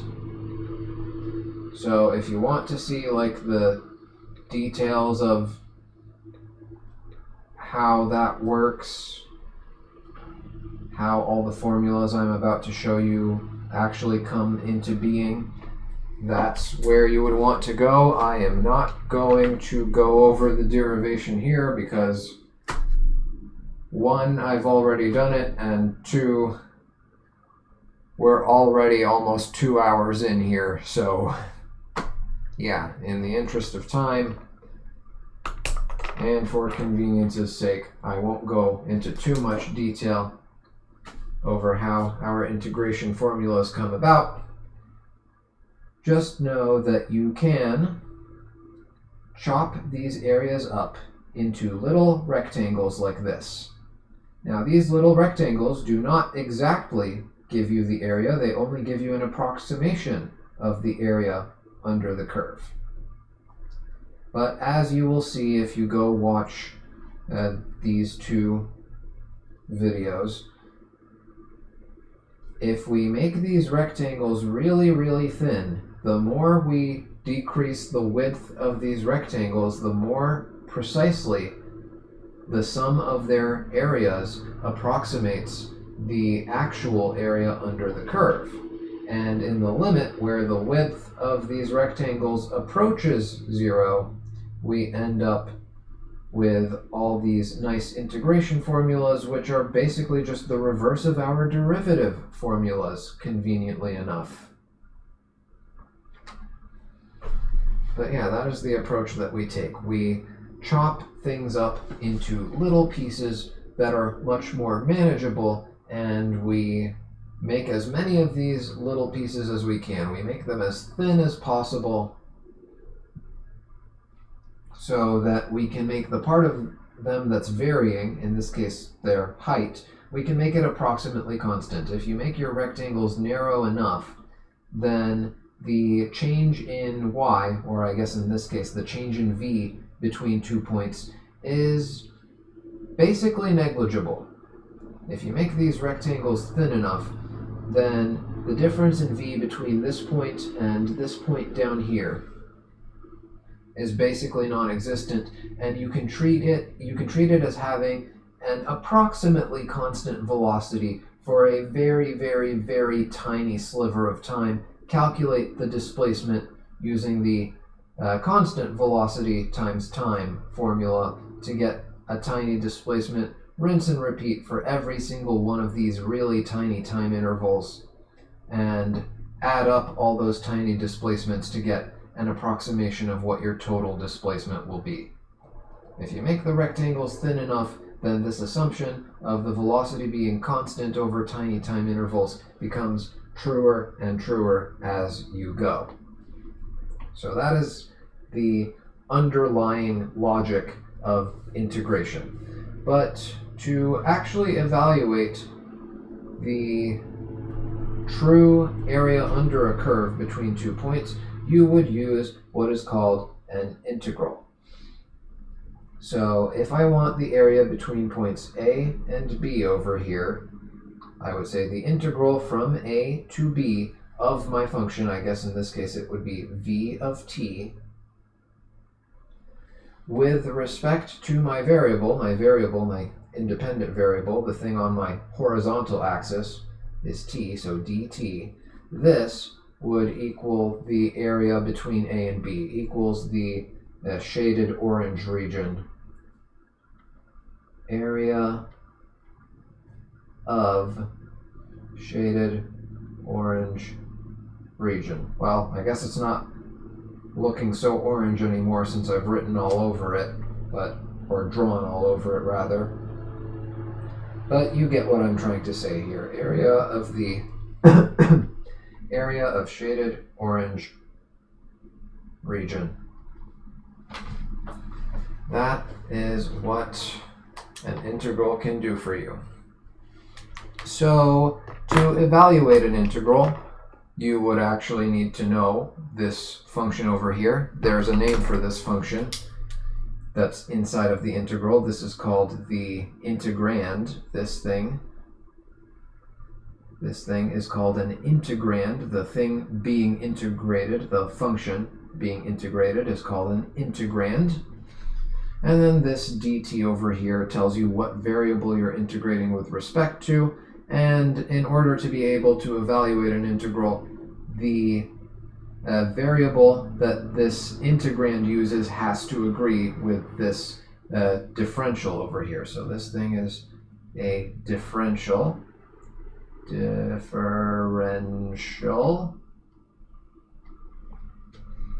And these have to match. If this function doesn't depend on the variable of your differential, then you're going to have to make some changes. You're going to have to rearrange this and come up with an integrand that actually works. And you'll see some of that in those Riemann sums videos if you go take a look at them. But yeah, outside of that, is there anything else I want to add before moving on to integration formulas? Well, I guess one other thing. So this is called a definite integral because I actually know where I'm starting and where I'm ending. I have an a here and I have a b here, and this is called a definite integral. This is called a definite integral. Definite integral. It's already defined between 2 points. You have a starting point, you have an ending point. It is a definite integral. It will give you the area under the curve between 2 points, including, by the way, if your curve goes under the axis. So if you have a curve, say, where the velocity goes negative sometimes, if you have a velocity versus time where sometimes it goes into the negative like this. If I were to write a definite integral between points A and B like this,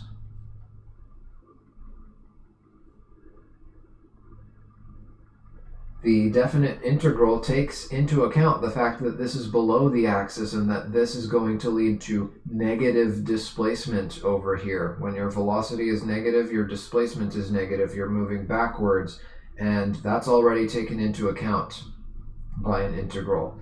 So integrals don't actually give you the shaded area per se, rather it adds any area above the horizontal axis and subtracts any area below. That is a more proper way to define what a definite integral gives you. So let me gather my thoughts here. Trying to remember what has and hasn't been said yet.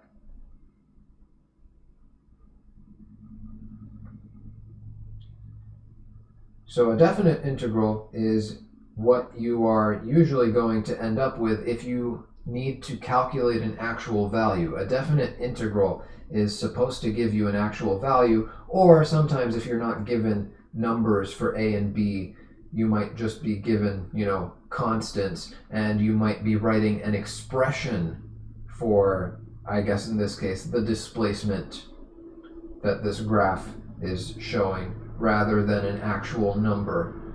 But the definite integral is going to give you something, at the very least, something, either a number or an expression that you can put down as your answer. You can put down as the displacement or whatever it is you're measuring equals this. An indefinite integral, however, gives you a little bit less information. So an indefinite integral is just not going to have integration bounds written on the top and bottom of this integration symbol. It'll just be, if we continue with the velocity versus time example, it'll just be something like this. If you take the indefinite integral of something, then instead of actually calculating the total change in something, like what this definite integral would give us here, a total change in displacement, instead of giving you a total change in something, it'll just give you a set, a family of formulas for that thing. So the indefinite integral of velocity with respect to time is going to be some function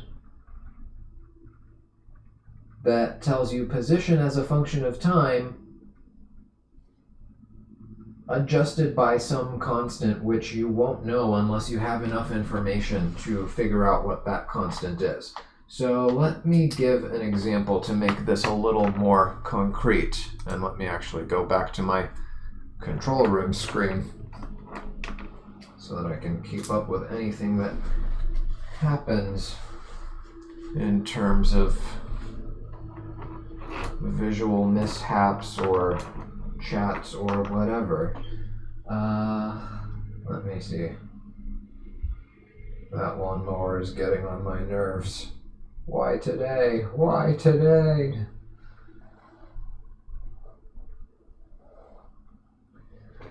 I lost my train of thought. What was I doing? Okay, so let's get like something concrete.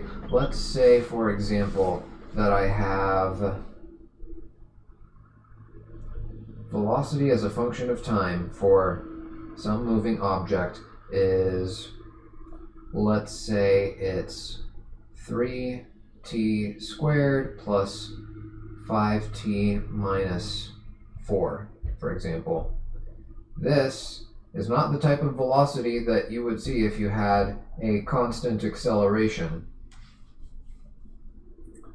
This should be unfamiliar territory compared to what we've seen before in this course. So if I were to take the indefinite integral of this, I would end up with, and we'll talk about how we get this in a minute, I would end up with x of t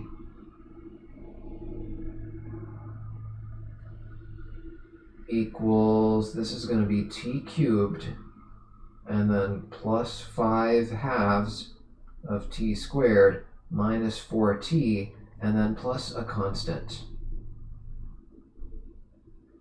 We don't know what this constant is unless we are told something. We need to be told some sort of information. We need to be given what's called an initial value. We need to be given an initial value problem, a problem where we are given, at time whatever, the position is whatever. We need to know where something is at least one time, at least one moment in time, in order to be able to just plug in any time we want and figure out where it is from there. Because what an integral really does is it tells you the net change in something. The area under the velocity versus time graph doesn't tell you where you are. All it tells you is your displacement. All it tells you is the change in where you are. If the area under this graph tells me that my delta x is, for example, positive 10, that doesn't tell me where I am. All it tells me is that between time A and time B, I'm 10 units ahead. Let's say this is in meters. I'm 10 meters ahead of wherever I was at point A. But where was I at point A? The integral doesn't tell you that. That's what this plus c business is all about. So you need to be given some additional information if you actually want to calculate position. But if change in position is the only thing you want to calculate, if change in something is the only thing you need, then an integral will be able to do that for you just fine. As long as you know which 2 points you're calculating the change between, of course. But if you're trying to just find a formula for position, then you need additional information. You need some sort of initial value. And don't get too misled by the term initial.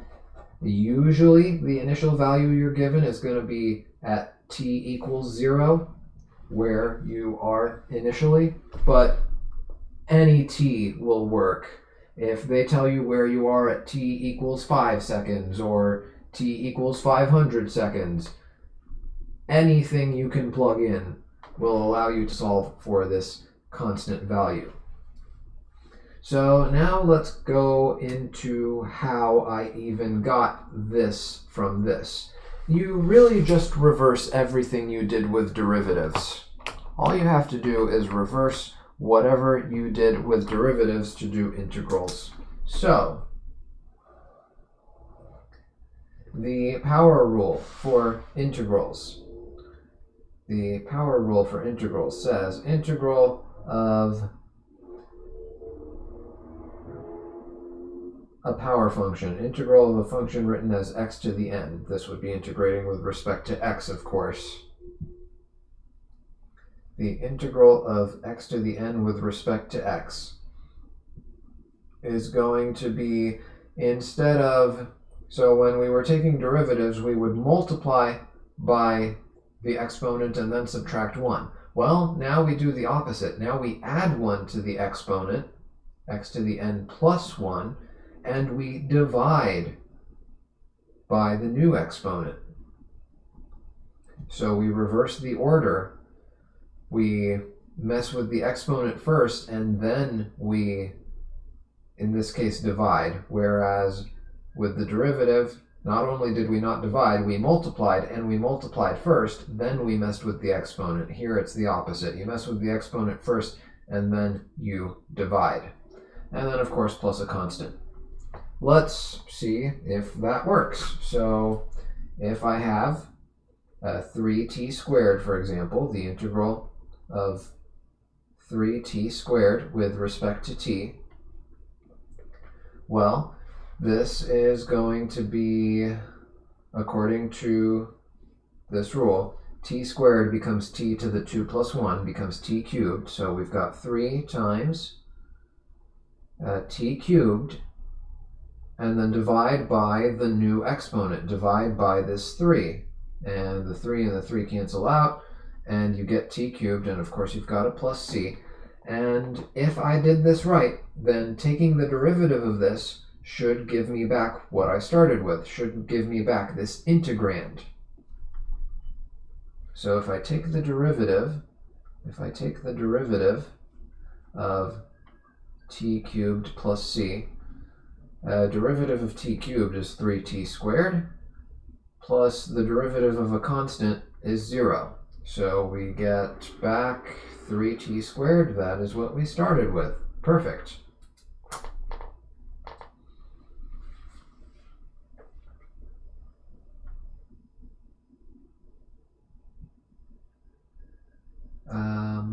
Let me think. I lost my train of thought again. There was something else I wanted to comment on regarding this.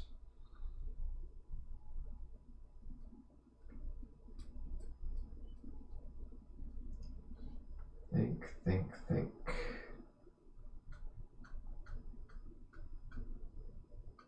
Oh yeah, regarding the plus c. So because the derivative of a constant is 0, any integrand can really be written as whatever it is plus 0, and then when you take the integral of 0, you get whatever you differentiate to get a 0, a constant.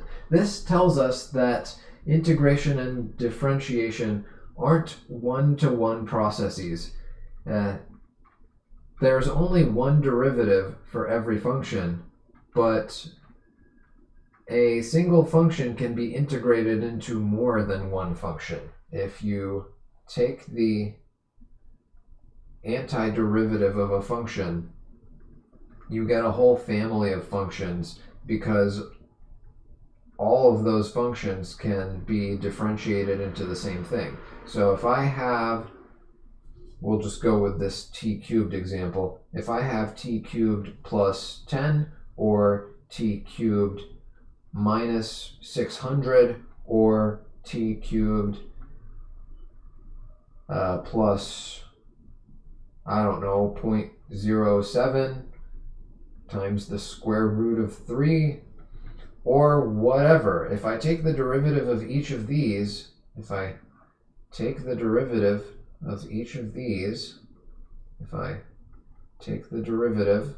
with respect to time, all of them give me 3t squared plus nothing, minus nothing, and plus nothing. Derivative of a constant is 0. So when I try to reverse the process, well,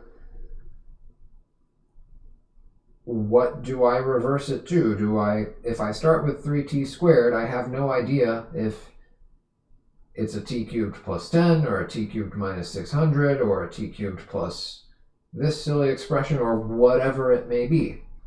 So that's another way you can remember that this plus c needs to be here whenever you're doing an indefinite integral. Technically, you would still have it if you were doing a definite integral, but the way definite integrals are evaluated, the plus c would cancel out anyway, so it's not going to matter. We'll see an example of that later. Now, what rules carry over for integration from what we did with derivatives or differentiation? Let's see. The sum and difference rules still work, as you might imagine.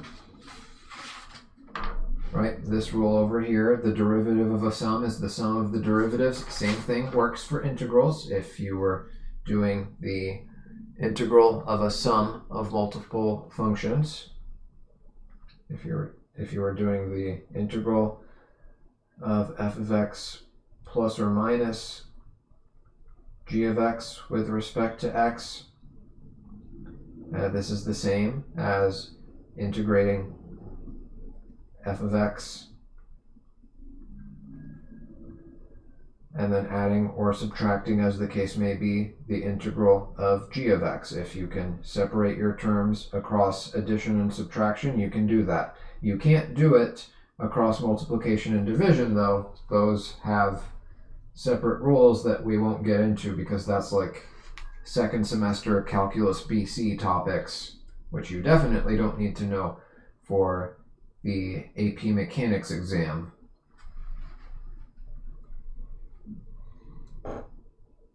Let me see. So addition and subtraction rule works. The constant multiple rule works. I already applied it over here.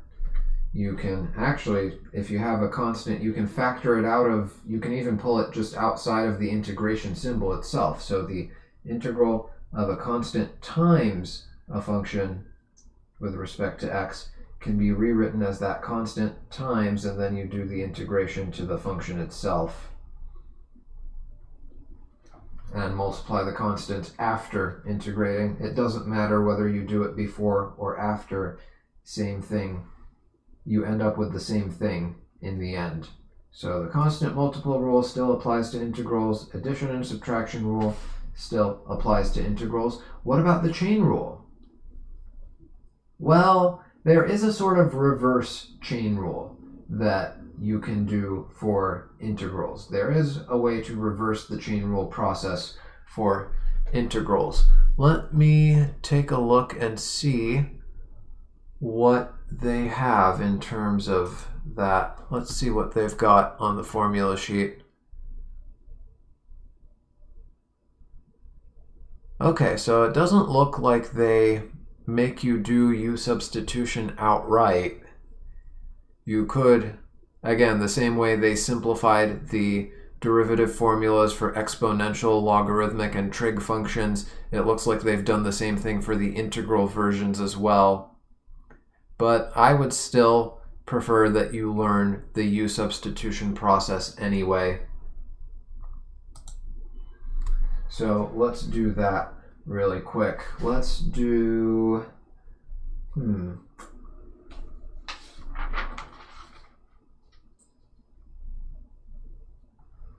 let's reverse this over here. This was something that we got through the chain rule earlier, so let's unchain rule this thing. Let's see if we can turn this back into this. Let's see if we can turn 15x to the 4 times e to the 3x to the 5th back into just e to the 3x to the 5th. So 15x to the 4. I might as well start a new sheet for this. So integrate 15x to the 4 times e to the 3x to the 5th with respect to x. So how do I reverse chain rule this thing? So here we use a process called U-Substitution. Basically, the way you would know to do this is if you look at the integral and you see one part of the integral looks like it might be the derivative of, or at least a multiple of, the derivative of some other part of your integrand. So I see 3x to the 5th and I see 15x to the 4th. Forget about the 3 and the 15. Those are just constant multiplication factors we can handle later. But x to the 5 and x to the 4, they differ by 1. So it looks like this x to the 4 can be obtained from differentiating x to the 5. So what I'm going to do is I'm going to pick 3x to the 5, and I'm going to call that u. And then I'm going to differentiate this. So I'm going to do derivative of u with respect to x, du dx, is equal to, this is going to be 15x to the 4th power. And then I'm going to do yet another thing that mathematicians don't like. I'm going to quote-unquote multiply both sides of this equation by dx. Again, math professors are not going to like it if you say that out loud, so don't say it out loud. You do 15x to the 4th times dx, quote-unquote, is equal to du. So what this now allows us to do is it allows us to rewrite our integral by going, let's see, 15x to the 4th dx. Well, I have 15x to the 4th and dx over here, so I can replace that with du, right? This is equal to du, so I can make that replacement. And what if this wasn't exactly 15x to the 4th? What if this was something like, I don't know, 5x to the 4th? What if this was 5x to the 4th times dx? And then I can, I guess, rewrite all of this over here. What if I had this instead, and I still picked 3x to the 5 as my u, and I got du equals 15x to the 4th, and this isn't quite 15. What do I do then? Well, you can just multiply by 3 over 3. 3 over 3 is 1, so you're not cheating, you're not changing the value if you multiply by 3 over 3. If I multiply by 3 over 3, I'm just multiplying by 1, so I don't change anything. But now what I can do is I can turn this into 15x to the 4, which is what I need to take with my dx to turn it into a du, and then I'll be left with a factor of 1/3 outside of the integral, which you can multiply in the end. So that's how you would deal with it if what you get here isn't an exact match for the constant factor in your integral. Any constant factors you can easily just fix with this. Also, sometimes you might get your integrand has a negative sign while your du doesn't, or vice versa. Same thing, just multiply by a negative over a negative and you're good to go. So that's how you would fix that if that were to happen. But anyway, 15x to the 4 dx, that's just going to be replaced with a du.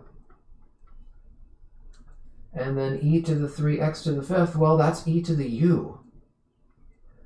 And this is much simpler. We have changed variables temporarily. We've changed from the variable x to the variable u. But now we have a much easier integral to do. So the integral of e to the u, in fact, let me just list the reverse of all those other integrals that we learned. So integral of e to the u with respect to u is just e to the u. That shouldn't be surprising, plus a constant, of course. The integral of sine, this you have to be careful about. The integral of sine is negative cosine.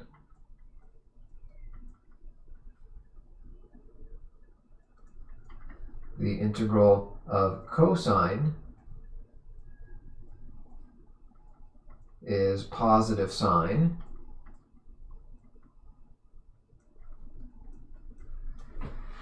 And to reverse the natural log, the derivative of the natural log was 1 over the variable. So the integral of 1 over the variable is equal to the natural log, and they also make you write these absolute value bars just in case this u has the possibility of being negative, because you can't take the natural log of a negative, or 0 for that matter. So if you're wondering why they put absolute value bars around it in the formula sheet, why they have absolute value bars over here, that is why. It's just, you can't take the natural log of a negative anyway, so this is just playing it safe.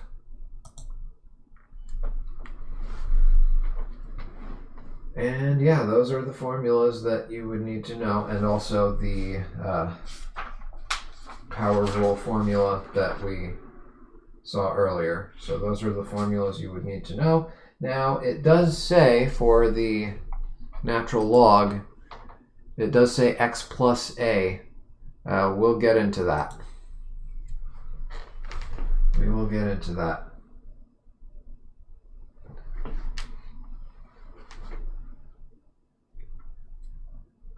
So where do I want to go next? Right, so we were taking this integral, and then the integral of e to the u is e to the u, so this equals e to the u plus c. And now that we're done integrating, we don't need the u variable anymore, so we can change it back to x. U was equal to 3x to the 5th, so this is equal to e to the 3x to the 5th plus a constant, and we're done. So that is the U-substitution technique. Now, that thing with the natural log. Let's go back to the derivative of the natural log for a second here. We said that the derivative of the natural log of something is just equal to 1 over that thing. And by the chain rule, we would also multiply by the derivative of that thing if it's some sort of complicated expression. So if I were to take, for example, the derivative of, I don't know, the natural log of x squared plus 2x plus 1,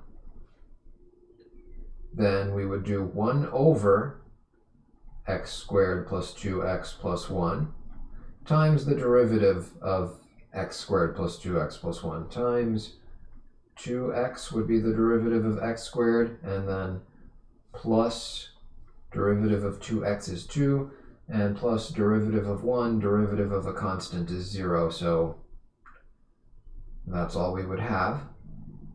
Okay, what about the natural log of x plus a constant? Really any constant, let's say 7.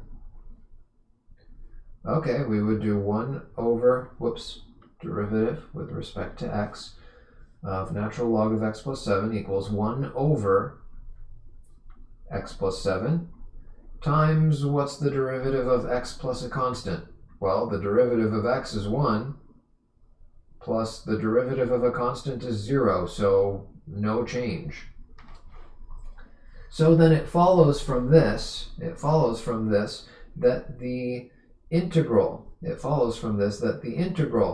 of 1 over x plus a constant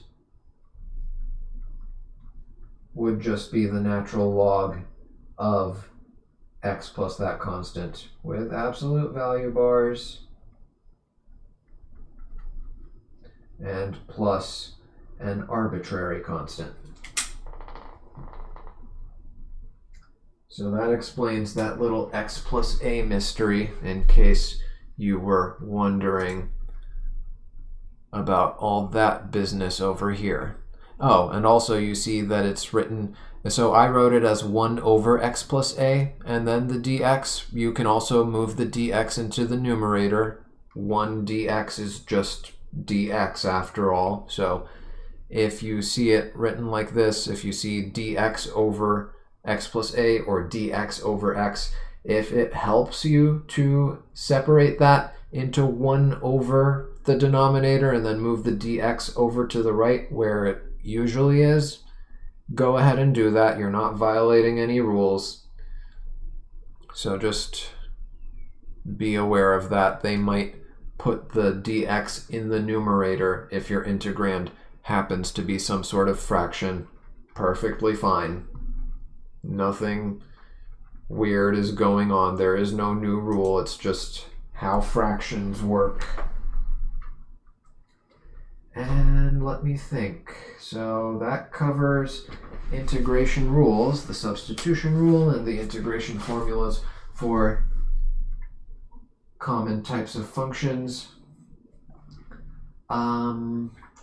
Let's comment a little bit on sine and cosine. So the derivative of sine is positive cosine, and the derivative of cosine is negative sine. That actually explains why the opposite seems to occur here for integrals. Some of you might have already figured it out the moment you saw it, but if I take the derivative of sine, that's positive cosine.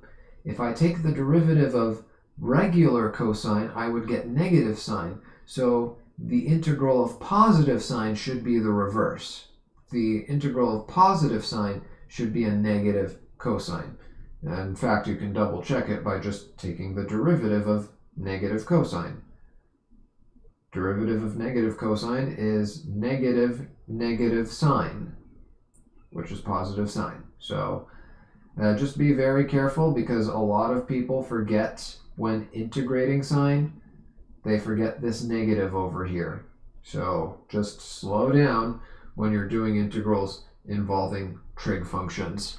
Also, if you happen to be integrating, let me see, do they actually give you? No, they don't. Okay, so looking at the identities column over here, it looks like they might give you questions involving this, sine of 2 theta equals 2 sine theta cosine theta. If they had also listed cosine of 2 theta, that would have opened up one more possibility for integrals, but it doesn't look like they're going to make you do that. But if you remember the trig identity for cosine of 2 theta from pre-calculus, if you've had pre-calculus, then you know that it has 3 different forms, and one of those forms involves cosine squared, and another of those forms involves sine squared, and that is actually the form that you would use if you wanted to find the integrals of sine squared and cosine squared. You would rewrite them in terms of cosine of 2 theta. If you know your math well enough, you can try and play around with that and see what you get, but for our purposes, judging by the formula sheet, it doesn't look like you need to know that, which is not surprising to me at all. I can't really think of anything we've done in mechanics that would even require you to integrate the square of sine or cosine.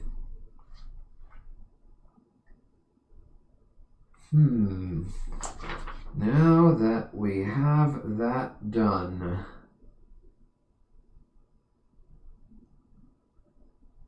let's talk differential equations.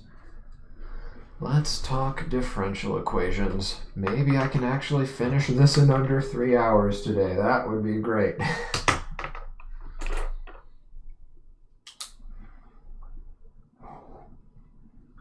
Let's talk about differential equations.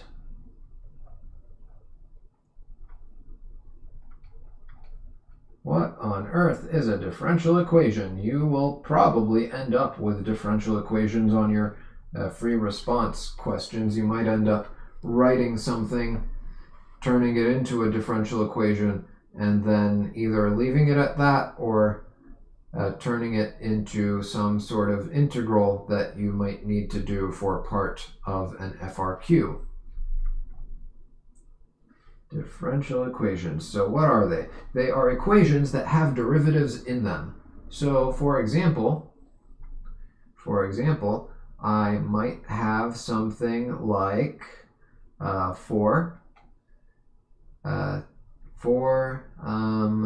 let's see, f double prime of x. Double prime just means I've taken the derivative and then taken the derivative of the derivative. So this is what we also call the second derivative.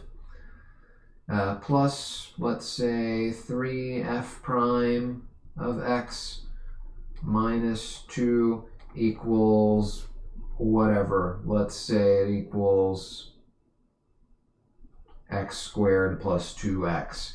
This is an example of what's called a differential equation. And there are techniques, there's actually an entire course dedicated solely to differential equations in college that will teach you all sorts of techniques for how to figure out what f of x is, or at least what f of x could be. Because again, when you're trying to find these functions and all you know is their derivatives, you're going to have this plus c business. You're going to have an entire family of functions that could be the correct candidate for what f of x might be.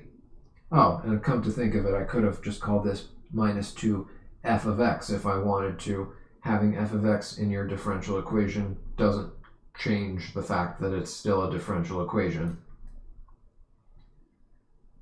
But yeah, you could end up with something like this, and a lot of differential equations are very difficult to solve. They require a lot of sophisticated techniques, and sometimes even with those sophisticated techniques, you might not be able to do anything better than approximating them. There are some functions, or rather some differential equations, that don't actually have what we call a closed form solution. The best you can do is approximate them. Same thing for integrals. There are some integrands that you literally cannot integrate exactly. The best you can do is approximate them using the rectangle technique that I was talking about earlier, or maybe you prefer some other shape like trapezoids or whatever you want to chop it into.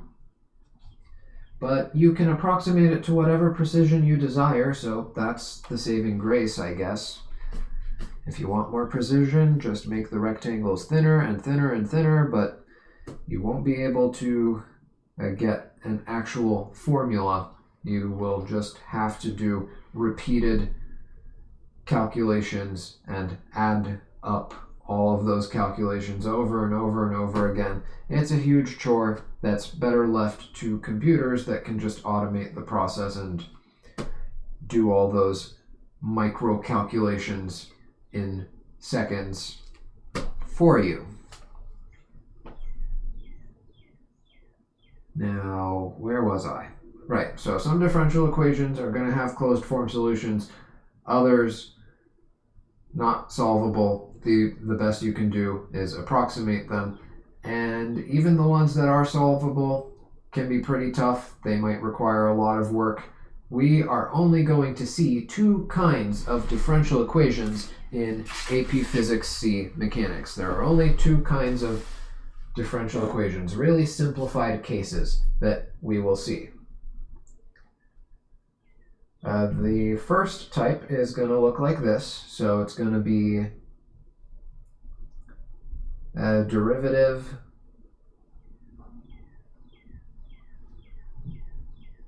equals a constant times the function.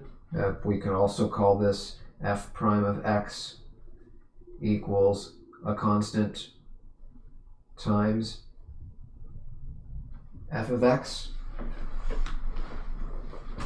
So this is something that we will see. You might have a negative sign in front of that constant. That's fine. The constant could be positive or negative. This leads to an exponential function. So the way we would go about evaluating this is as follows. This is what we would call a separable. This is what we would call a separable differential equation. It's also got another fancy name if you like, but I don't think you want to hear the other fancy name. First order linear differential equation. There, are you happy? First order just means that that you don't go past first derivative. Right, you only have a first derivative in the equation. Linear because, well, you've just got y to the first power in here and nothing else. You know, like linear equations where x doesn't go beyond the first power. Homogeneous as in your y terms are not mixed with constants and other variable terms. Everything is some multiple of y to some power. And is that all? Linear, homogeneous, first order differential equation. Yeah, that should be everything. But it's also a separable differential equation. And what makes it separable is that you can separate the dx and the dy very comfortably. Now let me give an example of something that's not separable. If you did, what is a good example of a non-separable one?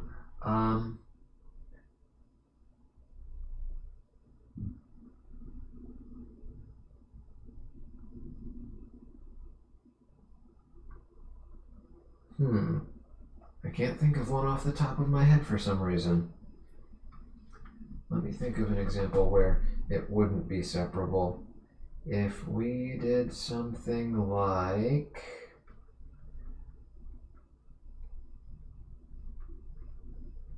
dy dx equals, if we did something like dy dx equals x plus y, this would not be separable. So we'll talk about this in a minute, but let's do this one first. So the way to solve a separable differential equation is to, once again, make math professors angry by treating dy dx like some sort of fraction. I don't want to use pink, it's too close to red. Let's do blue, light blue. So what you want to do is you want to group the y terms with the dy, and you want to group the x terms with dx. In this case, we don't have any x terms that we can group, so that's fine. The dx will just end up on its own. So I'm going to quote unquote, don't say this in front of a math professor, multiply the dx over to the right hand side and divide the ky over to the left hand side. I separate the y's and the x's this way. So I've got dy on the left times 1 over ky. You could have kept the k on the right hand side, by the way. In fact, I think I will. Yeah, I'll keep the k on the right hand side. So 1 over y dy is equal to k dx. This is perfect. I've separated the y's and the dy from the x's and the dx. And now I just have an equation that I can integrate on both sides. So now I can do integral of 1 over y dy equals integral of k times dx. K is a constant, so you could just keep it written outside of the integral over here. Integral of 1 over y, that is just natural log of y,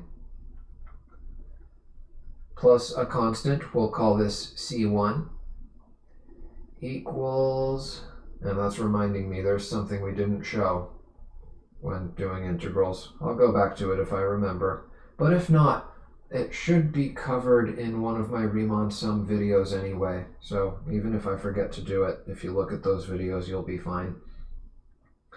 Natural log of y plus constant 1, and then integral of a constant times dx, or just constant times the integral of dx. Well, integral of dx just means the integral of 1 dx, and what's the integral of 1? What do I differentiate to get 1? 1 is just the derivative of the variable itself, right? The derivative of x to the first power is 1 times x to the 0th power is equal to 1.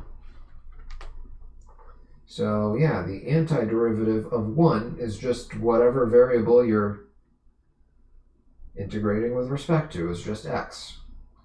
So natural log of y plus c1 equals kx plus c2. Now, there is no real need to have a plus c on both sides here, because we don't know what c1 and c2 are. I can just subtract the c1, for example, over to the right-hand side and get natural log of y equals kx plus c2 minus c1. Well, c2 and c1 are arbitrary constants, so c2 minus c1 is yet another arbitrary constant. There's no need to express this as two separate constants. We can just replace them with one single unknown constant. We'll call it c star equals kx plus c star, if you like. Or just c without the 1 and 2 business. I think that would have been better, actually. But c star or c without any fancy superscripts and subscripts, whatever you like. So now we've got natural log of y equals kx plus a constant. Let's go ahead and see what we can do to find y, or f of x, if that's what you prefer to call it. So we can do, if natural log of y equals kx plus c star, then if I just exponentiate both sides, e to the natural log of y equals e to all of this, which equals e to this stuff. E to the natural log, those are inverse functions. They will cancel each other out, and you're just left with y. And you're just left with y, or absolute value of y, as you may prefer.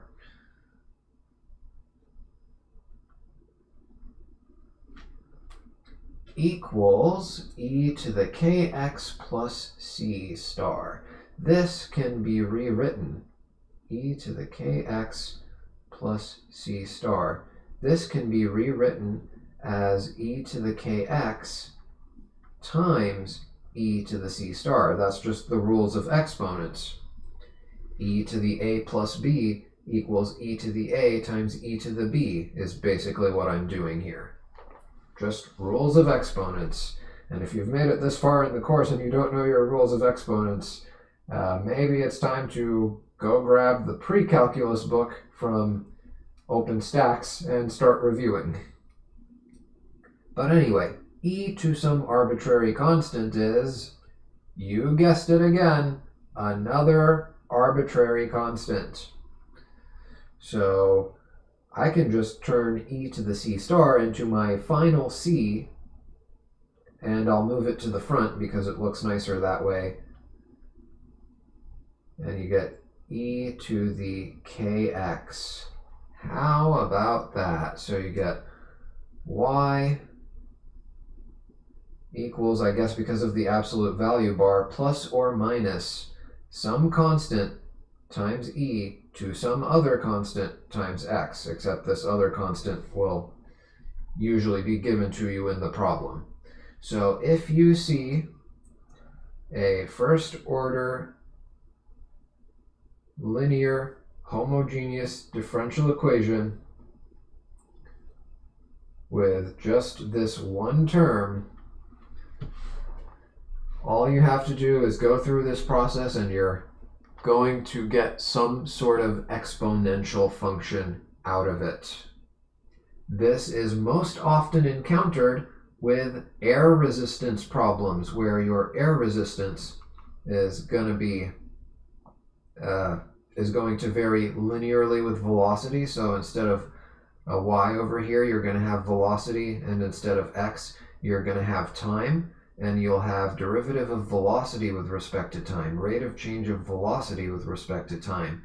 That's acceleration equals some constant or combination of constants times your velocity. That lines up with what we know about air resistance, that it increases with your velocity. It depends on the magnitude of your velocity. And it makes sense that you end up with velocity then being some sort of exponential function, because if you think about it, the graph of velocity versus time for something subject to air resistance, if you understand how air resistance works, you could probably see, we'll go into it in more detail probably next time. Yeah, it should fit in nicely with the topics I have planned out for next time. But it should fit in, it should match up with, hold on, let me rethink how I want to word this. So it should make sense that you get some sort of exponential function for a situation with air resistance. We've already talked about this concept of terminal velocity, a velocity that the object will eventually approach over time, some sort of speed limit. If you drop something, say, from the top of a building and it's subject to air resistance, at first its velocity will, or rather its speed, I'll do speed versus time. Its speed at first starts off low and it speeds up really quickly at first, but then as the air resistance builds up, the rate at which it goes up slows down, and eventually it just approaches this sort of terminal velocity. This matches the behavior of an exponential function.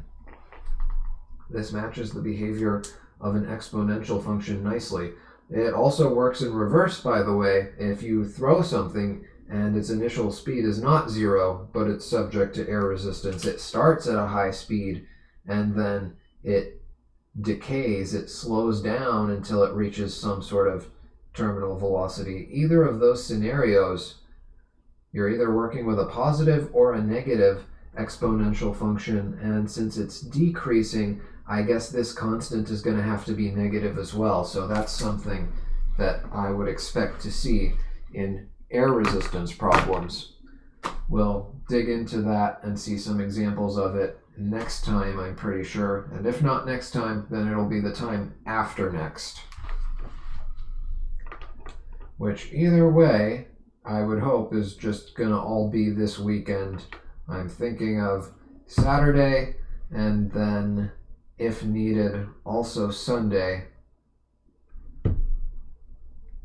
And then that'll be the end of the course. There will be like one more extra session after that where we just kind of go over a little bit of advice for the AP exam and some common question types and stuff to look out for. I guess you could call it like a study guide stream or something. I'm not entirely sure yet exactly what I want to cover. I have some idea, but I just need to kind of write it down and figure out how I want to structure it. Anyway, so that is one type of differential equation you will see. The other type of differential equation, actually before we do that, almost forgot.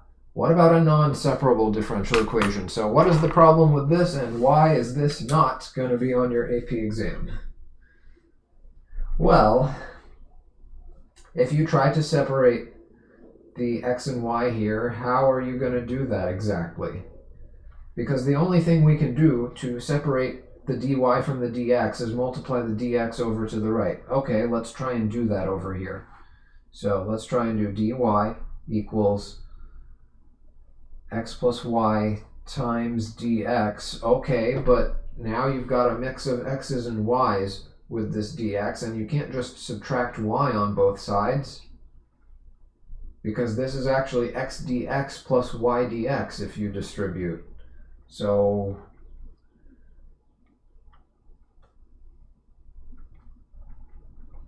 how do you unmix this? Well, you can't. This requires other techniques for differential equations which you are not expected to know. I mean, if we're being honest, it is technically possible to get a 5 on the AP Mechanics exam without knowing any calculus at all, as long as you rack up enough points on all the non-calculus questions, because there's not that much calculus they can ask you to begin with. There's not that much calculus they can ask you, given the level of calculus that's expected of a high schooler, and given the opportunities to use calculus in basic mechanics. So yeah, this is definitely not something you would be expected to handle. This is for a future course if you decide to go further in your academic career with your math courses.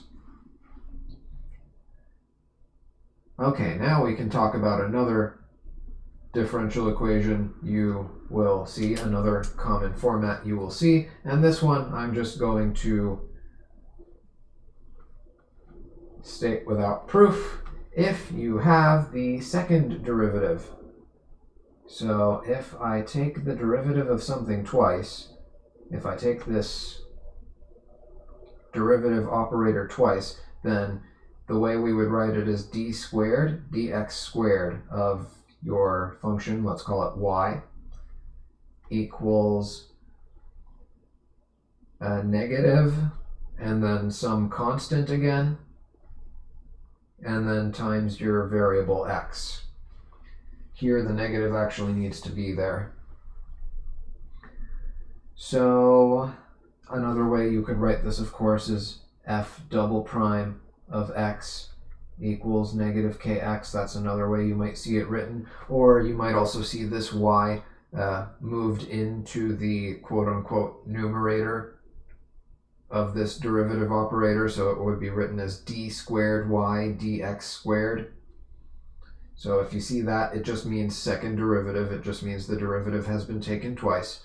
And if you see this, oh, wait, x? No, not x. Y. This is going to be y, and this is going to be f of x. Almost made a terrible mistake there.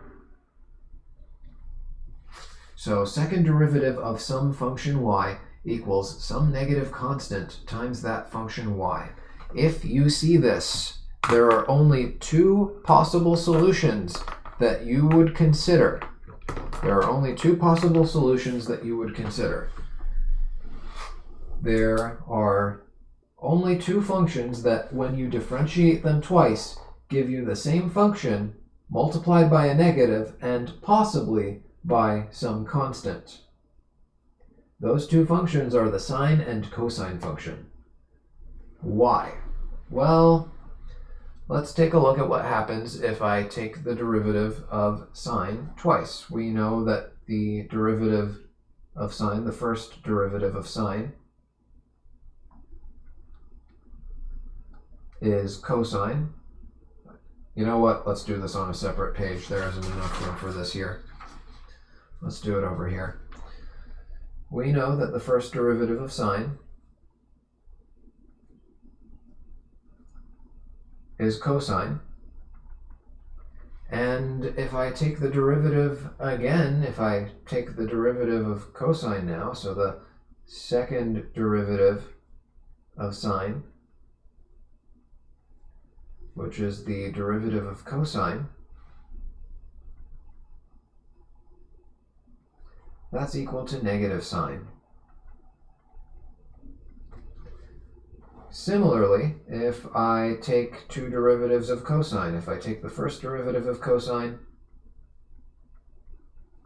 that's equal to negative sine.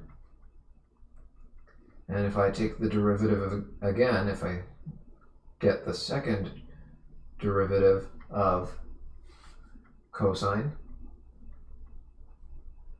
that's equal to the first derivative of negative sine.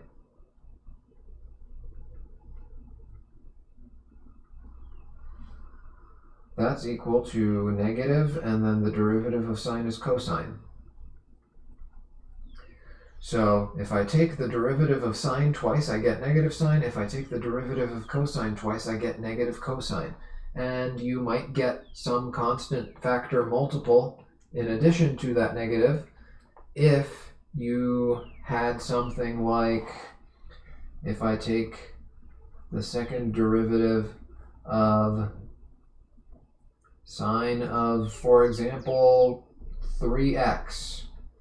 We know by the chain rule, when you take the derivative of sine of 3x, then you end up multiplying it by the derivative of 3x, which is 3. So you differentiate it once, and that multiplies it by 3. You differentiate it again, that multiplies it by 3 again.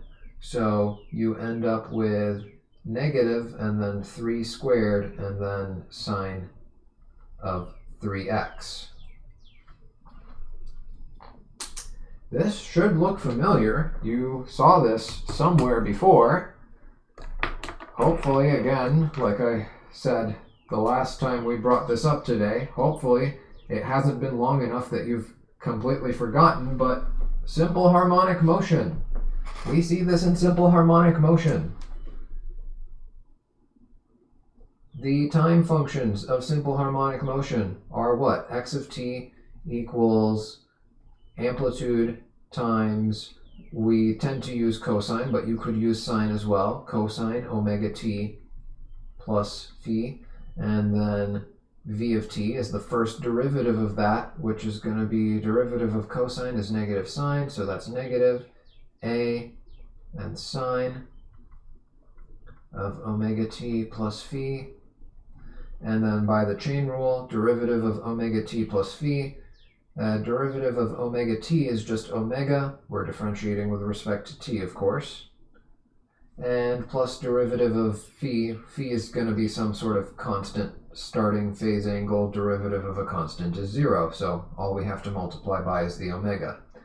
And then repeat one more time for acceleration, we get negative a omega squared cosine omega t, because the derivative of sine is just cosine, so no sign change for that second derivative. And then by the chain rule, you multiply by omega one more time. So yeah, you multiply by some constant squared, and you change from positive to negative or negative to positive, as the case may be, after differentiating twice. A sine or cosine function fits the bill perfectly.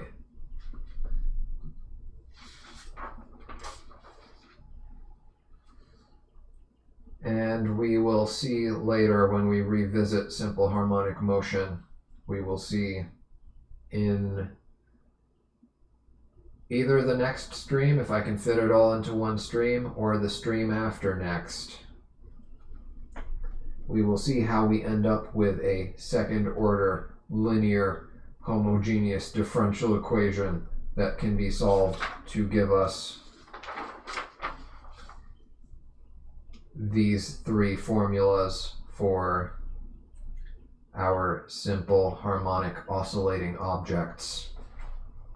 But for now, we will leave it at that. Now, there was something I forgot to do here. What was it? I remembered it while I was writing this down. Oh, yes, the constant of integration. I forgot. I mentioned earlier that the constant of integration, this plus c, disappears if you use it to evaluate a definite integral. Come to think of it, I didn't even do an evaluation of a definite integral, so let's do all of that in one example. Let's say I want to find the area under, I'll do a very simple equation. Let's do the area under the curve of f of x equals x squared from 0 to let's say 4. Let's say 4 is over here, and I want the area of this region, or whatever physical meaning is assigned to it depending on the physics problem you get. So we have integral of f of x equals x squared with respect to x evaluated from x equals 0 to x equals 4. Let's figure out what this is and show why the plus c does not matter when you have a definite integral versus an indefinite one. So we would just follow the power rule for this. Increase the exponent by 1, so that becomes x cubed. Divide by the new exponent, so we're dividing by 3. And then, I guess we'll add a plus c, even though we don't need it, and then this expression over here gets evaluated from 0 to 4. What does that mean? Well, basically what it means is you take this expression and plug in 4 for x, and then you subtract from that the same expression but with 0 plugged in for x. So you would do 4 cubed over 3 plus c minus, and then you repeat, but this time you plug in the lower bound, 0 cubed over 3 plus c. And as you can see over here, the plus c cancels with this plus c, so yeah, the plus c does not matter for definite integrals, but if it makes you feel more comfortable, you can write it anyway. And then we've got 4 cubed over 3 minus 0 cubed over 3. Well, that's a 0, so we're just left with 4 cubed over 3, which is 64 thirds. Okay, there we go. So now I think we've covered all our bases. Is there anything else before I talk about that new vector notation? Oh my, and I'm seeing some strangeness going on the stream. What is happening? Let me see if refreshing the page helps.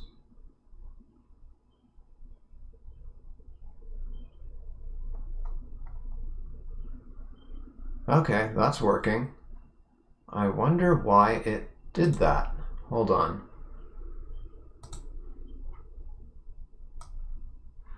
Let me move this for a second. And if I do this, and then this, okay, now it's looking better. It's giving me an error. YouTube is not receiving enough video to maintain smooth streaming. Okay, that's fine.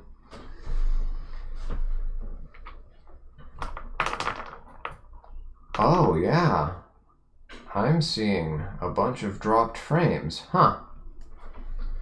Well, it's a good thing that this isn't like some sort of video game that's dependent on having a high frame rate. Hopefully, once the stream is over, the VOD will be fine. But if not, I have a separate recording that I can upload instead. This isn't my first rodeo. Anyway, where did we need to go? I was checking my notes, so let's see. We did that. We did that. We did that.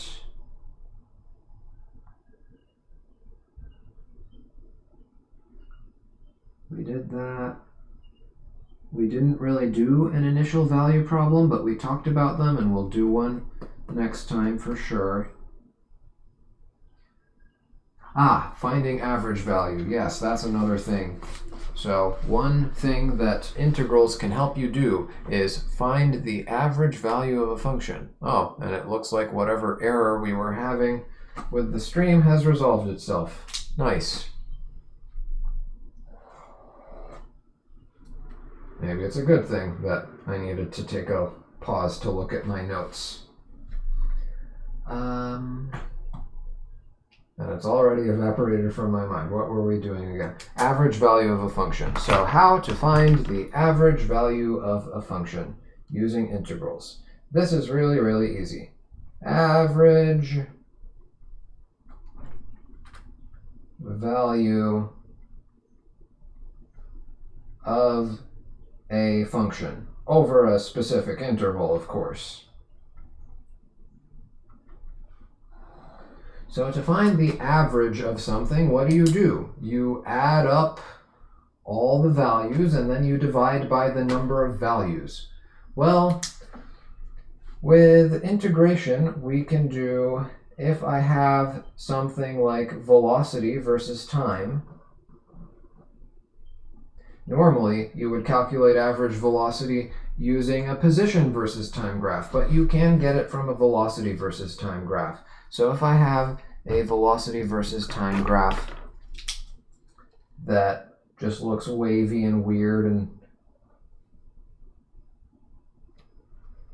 can't really be chopped up into nice rectangles and triangles and squares, what can we do here? Well, we can get the average between 2 points. We can get the average velocity between 2 points, A and B, by simply calculating the total displacement and dividing it by the total time. And how do we get the total displacement on a velocity versus time graph again? We just calculate this area. This area is the total displacement. This area is equal to delta x total. So if we divide that by whatever this total time is, b minus a, in other words, then there you have it. You have the average velocity, which is going to be what? Well, it has to be, what's the lowest velocity we have in this range? That seems to be the lowest velocity. And that over there seems to be the highest. So the average velocity has to be somewhere between this lowest and highest value. It doesn't look like we spend a lot of time at very high velocities, so I would expect the average to be somewhere, closer to the lower line, maybe somewhere like here. But yeah, all you have to do, it's really easy to remember, it's the integral over the interval. V average is equal, V average is equal to delta x total divided by delta t is equal to the integral of v of t dt divided by b minus a. And that's a definite integral from a to b, by the way. Yeah, it's equal to the integral over the interval, is how I like to say it. Technically, it's the integral over the length of the interval, but if you drop the words length of, then it rhymes nicely and it's easier to remember that way. Integral over interval. Integral over, in parentheses, length of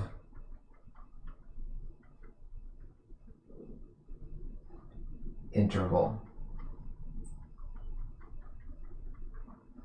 Anytime you want to find the average of any function between 2 points, just integrate it between those 2 points and divide by the distance between those 2 points. Integral over interval. Really, really easy to do. And I think that is it for calculus stuff. The only other thing I would add is just some general guidelines on recognizing when calculus may be needed, and we'll look at more of this next time and the time after next if we need 2 more sessions instead of 1. So, things to look out for when it comes to recognizing when you need calculus. When do we need calculus? A lot of times the problem I see with students is they will get really trigger happy about using calculus. That's part of the reason I save it until later in the course. After covering everything, I go back and do it again with the calculus added in. Part of the reason is because they get overeager to use calculus on problems that don't need it, and knowing how far you can get with algebra helps you kind of develop an instinct for, now that we've been doing everything algebra based, anything that looks unfamiliar after all this time doing it with algebra will help you recognize that, oh, if this was an algebra based problem, I probably would have known what to do here. This looks unfamiliar enough that it could be calculus. So when do you need to use calculus? When do you really need to use calculus on a problem is the $1 million question. When do you, I would add the word really. When do you really need to use calculus?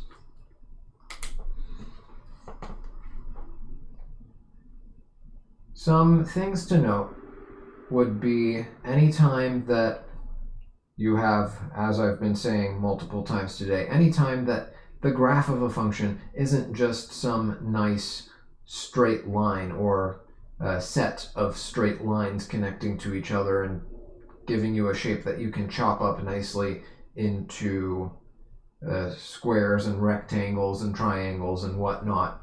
Anything that you can't really break down into simple shapes, you probably want to use calculus there.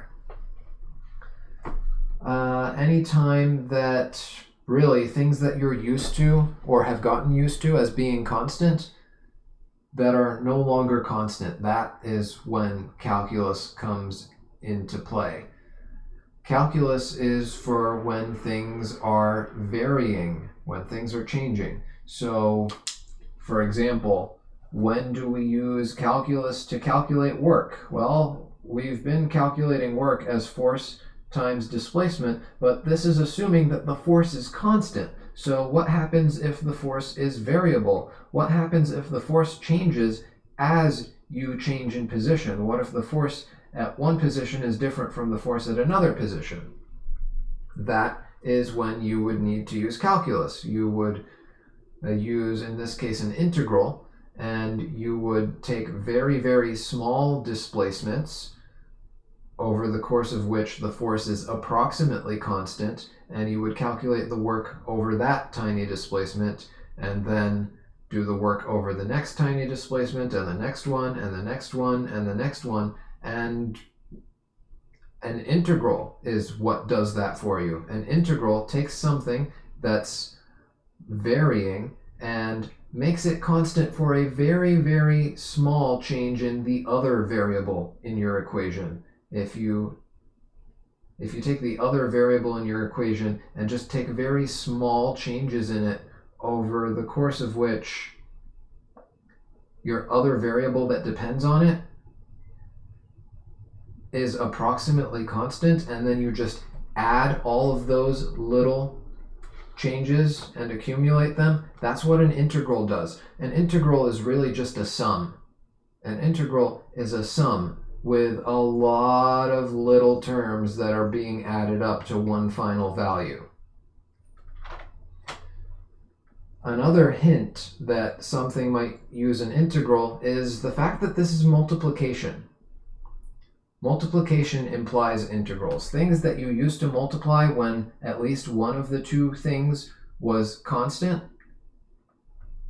If that one thing that you're used to being constant isn't constant anymore, if it's varying with the other variable, that is when you might want to use integration. Integration is just repeated multiplication with addition in between all of those multiplications, really. So multiplication, when you see something that you normally solve through multiplication, chances are, if you can't do it with simple multiplication anymore, chances are you need to integrate. This isn't like some hard and fast rule, it's just a little hint to at least consider integration. And then for differentiation, things that you normally calculate through division,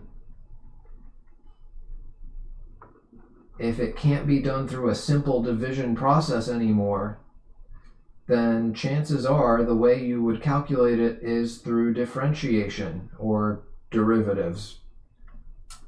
Differentiation, the process of taking a derivative, in case I didn't mention that before. So yeah, division is derivatives, multiplication is integrals. Not exactly true in every single situation, but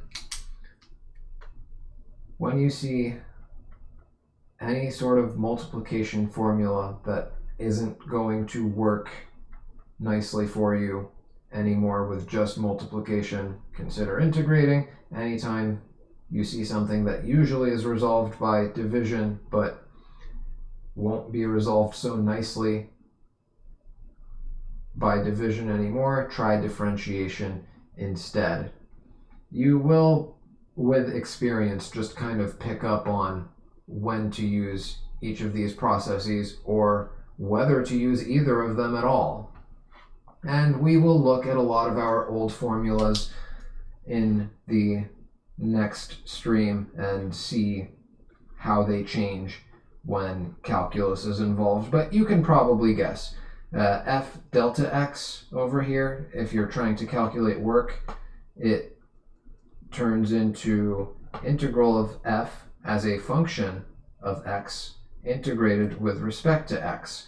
If you're trying to calculate acceleration, and normally you would calculate average acceleration as delta v over delta t, right? It's a division problem, velocity over time. Well, if you're trying to calculate instantaneous acceleration, it becomes derivative with respect to time of velocity, dv dt. You can see the deltas basically just turn into d's. I kind of showed that earlier today.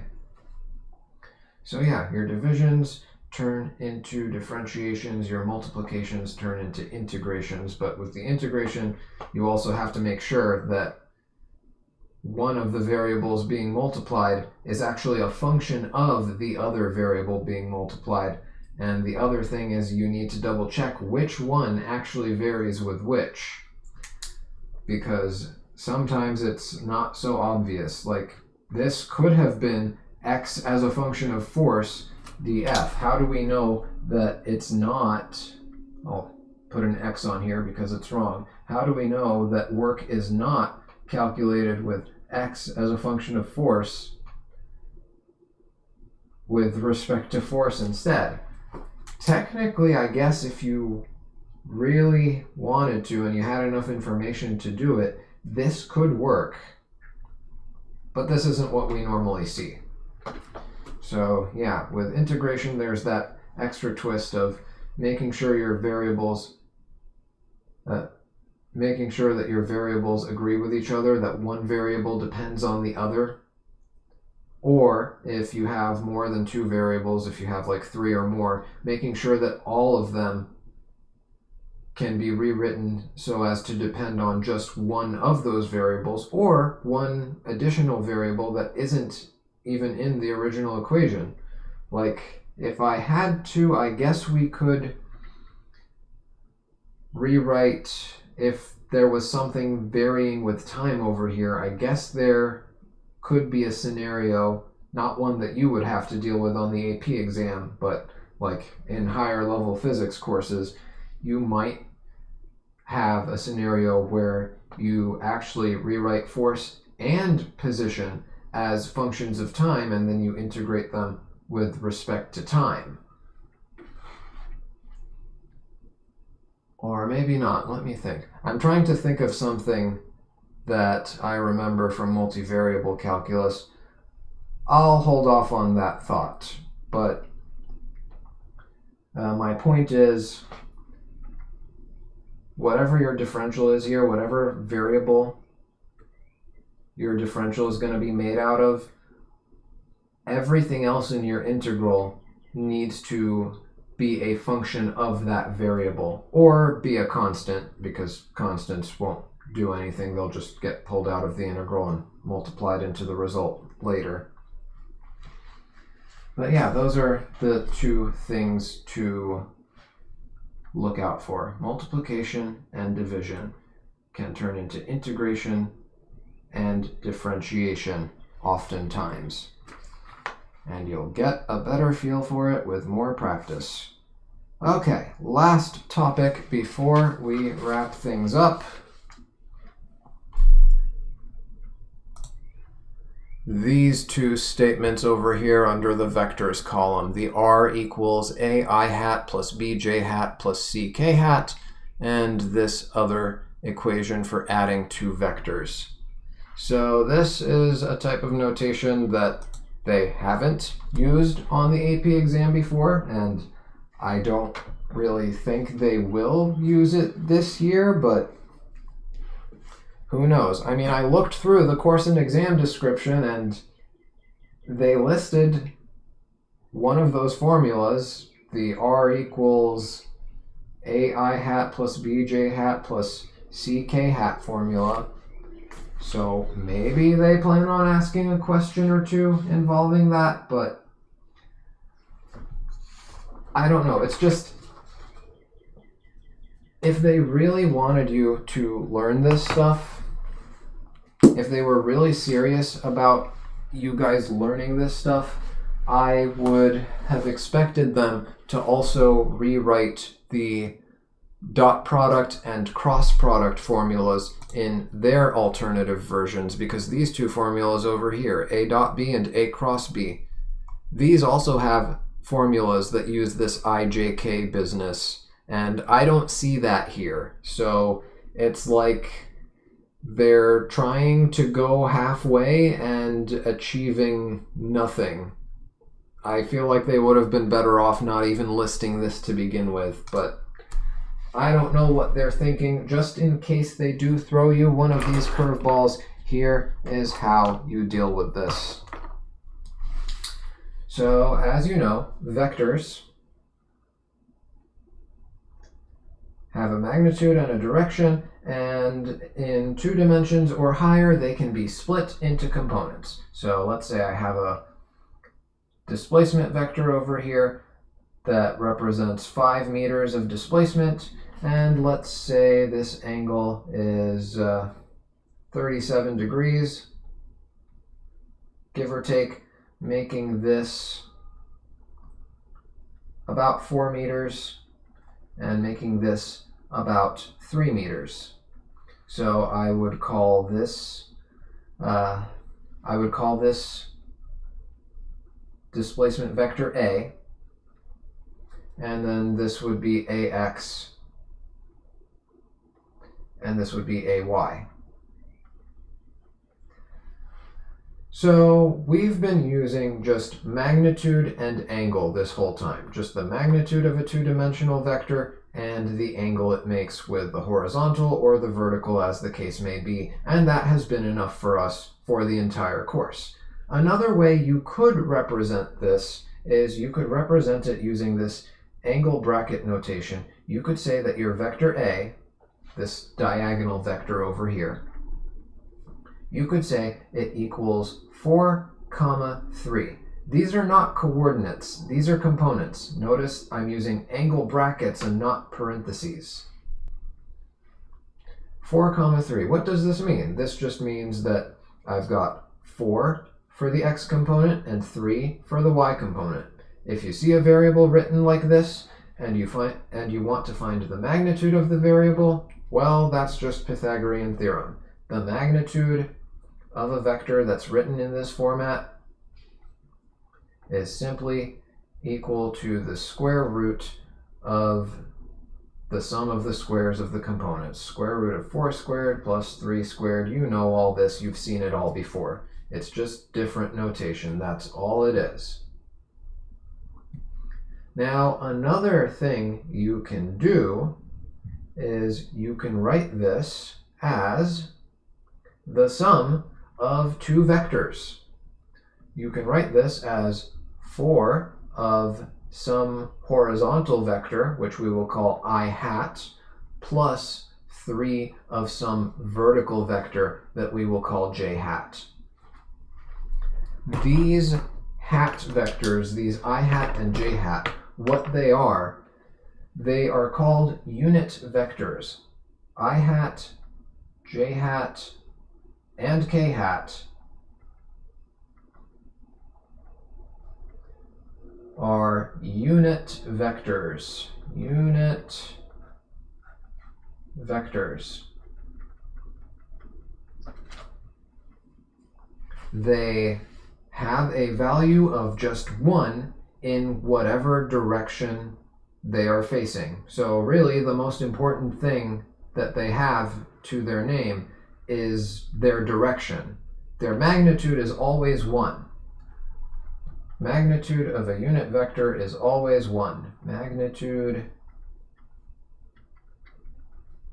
of a unit vector, that's why it's called a unit vector, because it's designed to be just 1 unit of magnitude in whatever direction it is. The magnitude of a unit vector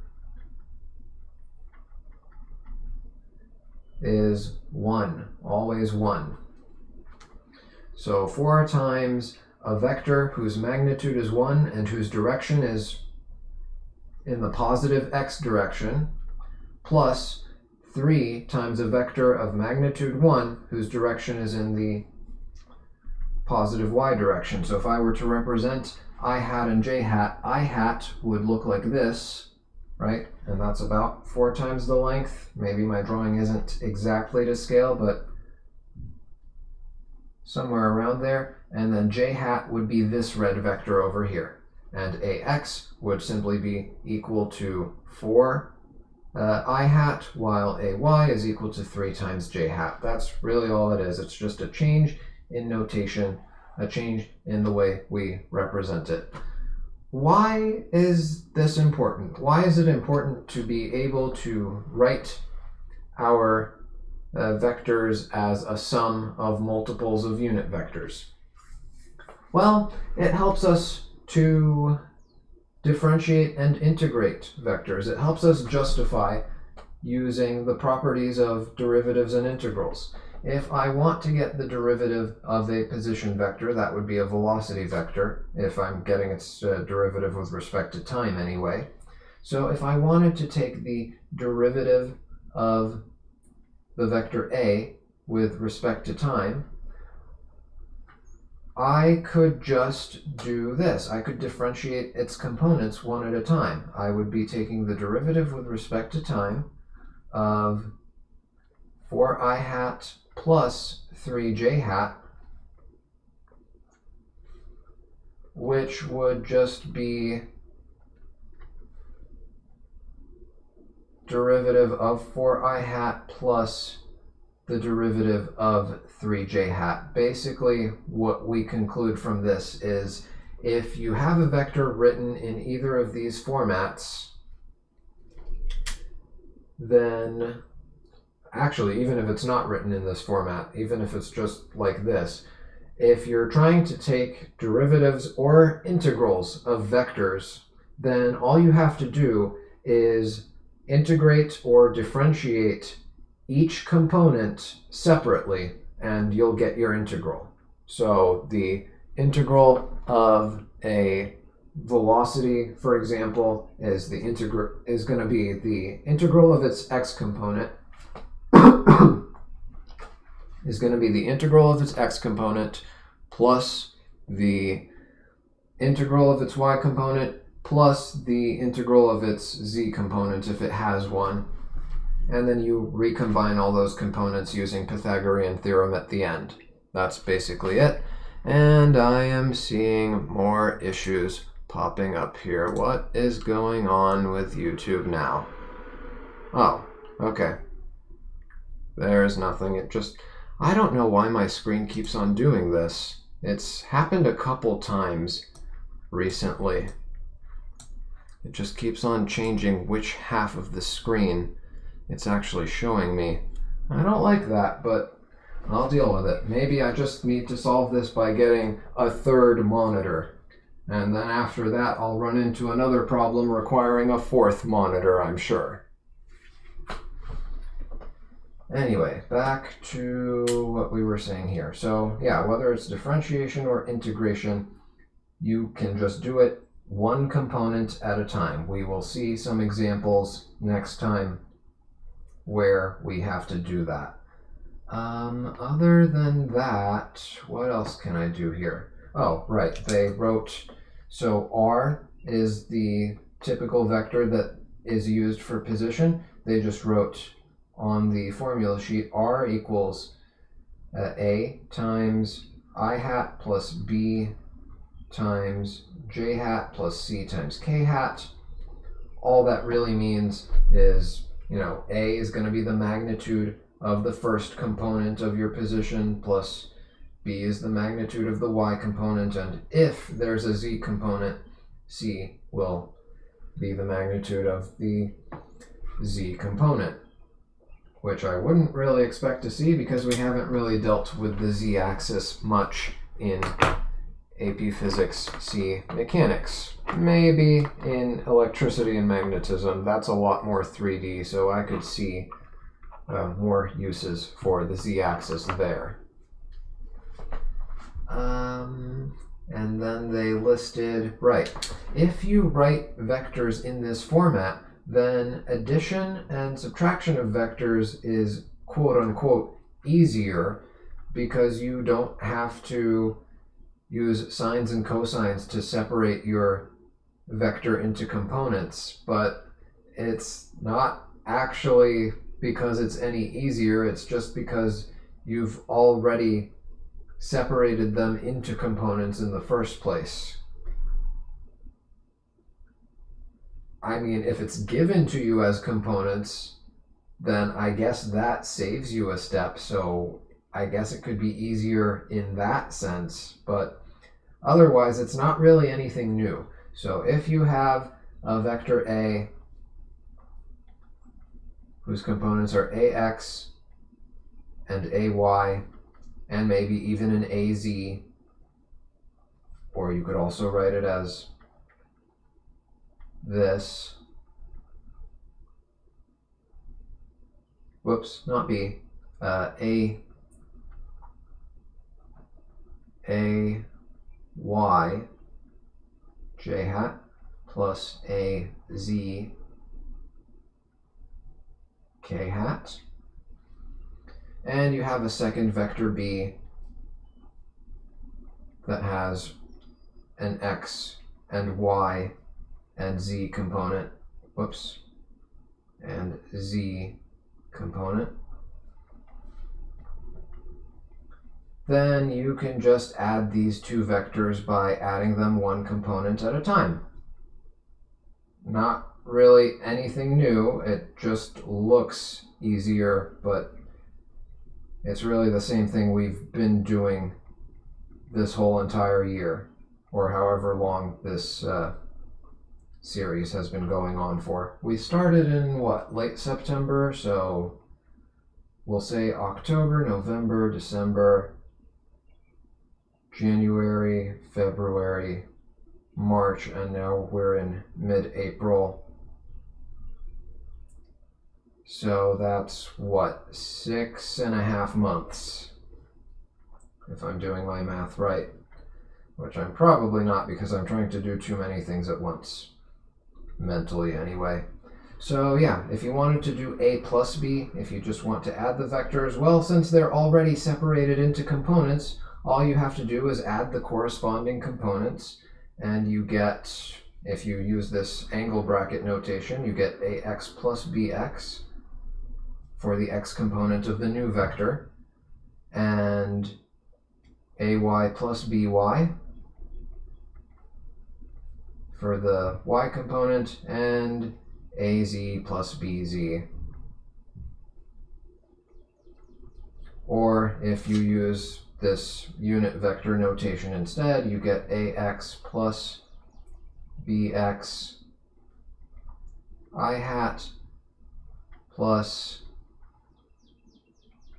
AY plus BY J hat plus AZ plus BZ K hat for the Z component. And again, if you wanted to convert these into just one single vector and figure out what its total magnitude is, all you would have to do is Pythagorean theorem. Yes, even in 3 dimensions it still works. Even in 3 dimensions, you would take this squared plus this squared plus this squared and then square root the whole thing. Pythagorean theorem still works in 3 dimensions. It's not just a squared plus b squared under the square root. You can also do a squared plus b squared plus c squared under the square root. And that's Pythagorean theorem in 3D. I probably have an old video somewhere where I kind of just illustrate that, but I don't know if I want to go sifting through my old videos to find that for you and link it, and I don't want to show it off here because you're probably not even going to deal with the z-axis like I said. It wouldn't be really worth it to cover. So last 2 things are, and they did not list this on the formula sheet, so this is not really going to be on your AP exam, but just in case you do really well on your AP exam and you skip some of your physics classes in college and you get into another physics class where your professor assumes that you took the previous physics course, although you skipped it with your AP credit, that professor is going to expect you to know a couple of things. Dot products. So for the dot product, it's still true that it's equal to the magnitude of the first vector times the magnitude of the second vector times the cosine of the angle in between them. That is still true, but also, when written in this format, here's something nice that you can do in this format. Another thing you can do to evaluate a dot product, and let me emphasize, not for AP with 3 exclamation points, and let me circle it in a darker color. This next part is not for the AP exam, but you might as well learn it because it's easy enough. Not for the AP exam. You've got A dot B can be written as AX times BX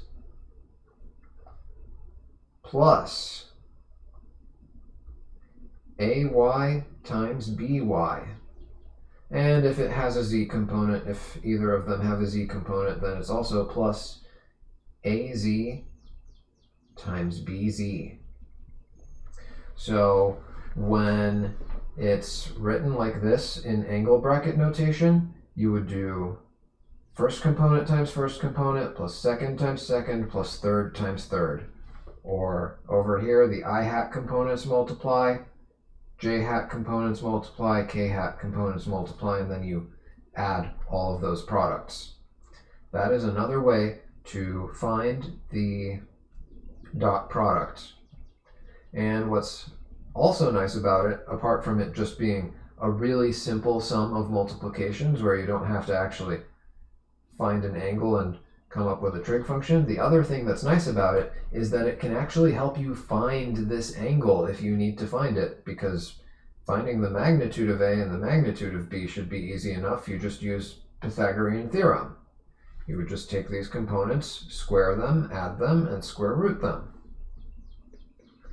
And then you would know this, you would know this, you would easily calculate this, and that just leaves you being able to solve for cosine theta. You would just divide, you would set this equal to this. You would divide the magnitude of A and magnitude of B over to the opposite side of the equation, and you'd be left with cosine theta equals all this stuff divided by these two magnitudes, and then just inverse cosine, and that allows you to find an angle. This is really nice, especially in 3 dimensions, because in 3 dimensions, if I'm trying to find the angle between this pen and this pen, depending on how I hold them, like I'm not sure I can word this properly, but let me try and, let me hook these pins together. So what is the actual smallest angle between these two pins? Because depending on how I am eyeballing it, I could be off with determining how my angle opens. Like if I'm measuring the angle over here, let me get a third pin and try and illustrate what I'm trying to say. So depending on like the orientation, the angle, you might not be able to perceive it correctly. So if I look at these like they're just on this flat page, the angle looks like this. But if I rotate this, well, now the angle is this over here. So depending on how these two relate to each other in 3D, it's not really easy to know where, if you grabbed a protractor, it's not exactly really easy to figure out where to rest your protractor for something hovering in 3D space, to figure out exactly which way you want to go in order to measure the angle. I'm not really wording this really well, but I hope you can kind of understand the problem that I'm getting at here. If you're trying to find the angle between two things in 3D, this would be the better way to go about it. This would be more precise rather than trying to measure it, because you could just kind of position your protractor the wrong way and end up measuring a bigger or smaller angle than what you're actually trying to find. Okay, next thing is, and this is going to be the last thing actually, the product rule. Or not product rule, dot product. I'm mixing up my calculus terms with my vector terms. So did I say dot product? Cross product. Next thing is the cross product. So A cross B. If you want its magnitude, all you have to do is multiply the magnitude of A by the magnitude of B and multiply by the sine of the angle between. We use this for torque, and also less often for angular momentum for an object moving in a straight line. There is a way to evaluate this when your vectors are written either in this angle bracket format or this IJK format. So what you would do is you would, and hopefully you're familiar with matrices, but you would look for the determinant of a matrix. You would look for the determinant of a matrix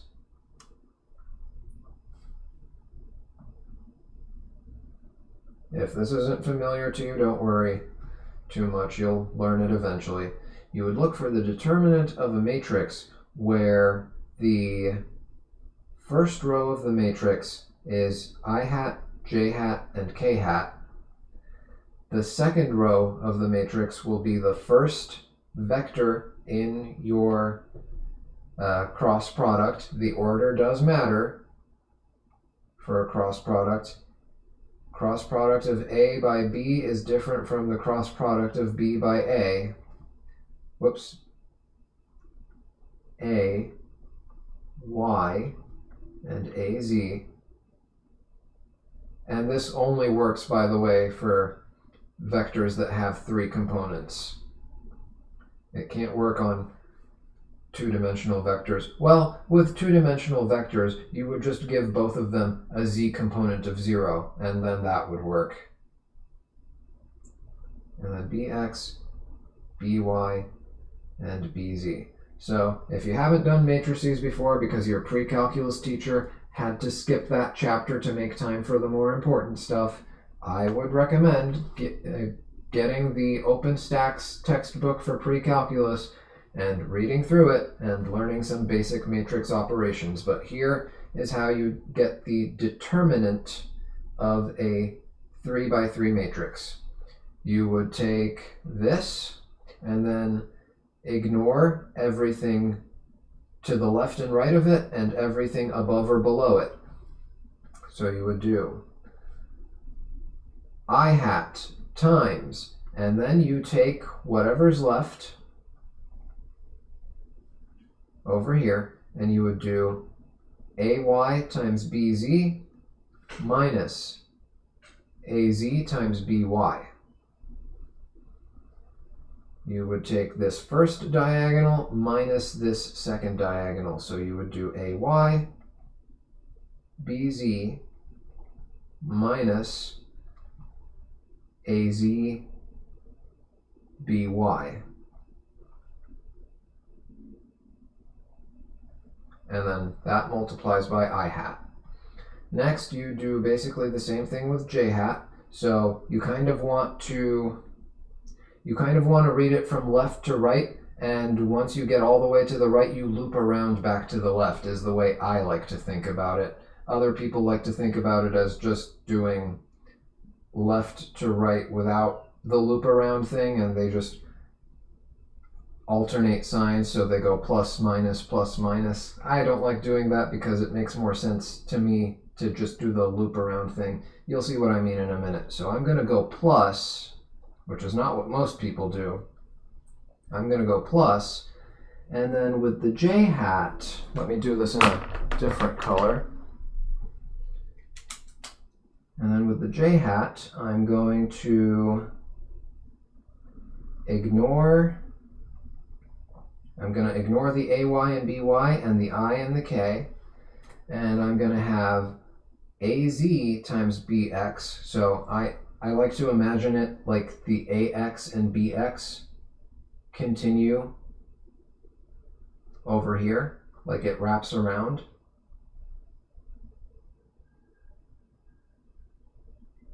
That's the way I like to see it. So it's going to be AZBX, first diagonal, AZBX minus the second diagonal, AXBZ. And then that times J hat. And then for a third color, let's do green. And then plus, now we have K hat, and then I will ignore the I and J and the AZ and BZ. And for K hat, the first diagonal is AXBY, the second diagonal is AYBX. The first diagonal is always the one that's going down and to the right. So that's going to be AXBY plus AYBX, AYBX, or not plus, minus, and then times K hat. And this would give you the X, Y, and Z components of whatever the cross product of A and B is. And then you don't have to do right-hand rule anymore, because the math will just do it for you. You won't have to do the right-hand rule if you do it this way, but doing it this way takes longer, as you can see. So a task better left to computers when trying to do any practical applications in the real world. But there you go. So again, these last two things on the dot product and cross product, you don't actually need this for the AP exam. I highly doubt they're going to ask you much about unit vector notation to begin with, because historically they haven't, and I looked through the course and exam description. I did not see that much emphasis. It was literally just they wrote this as some sort of throwaway line. So I don't know what to tell you. I don't even know why they bothered with this, but okay, just in case they ask you something about this, don't be too spooked by it. It's just the components written separately instead of being combined into a complete two-dimensional or three-dimensional vector. That's all it really is. Just practice it a couple times and you'll be reading it pretty easily.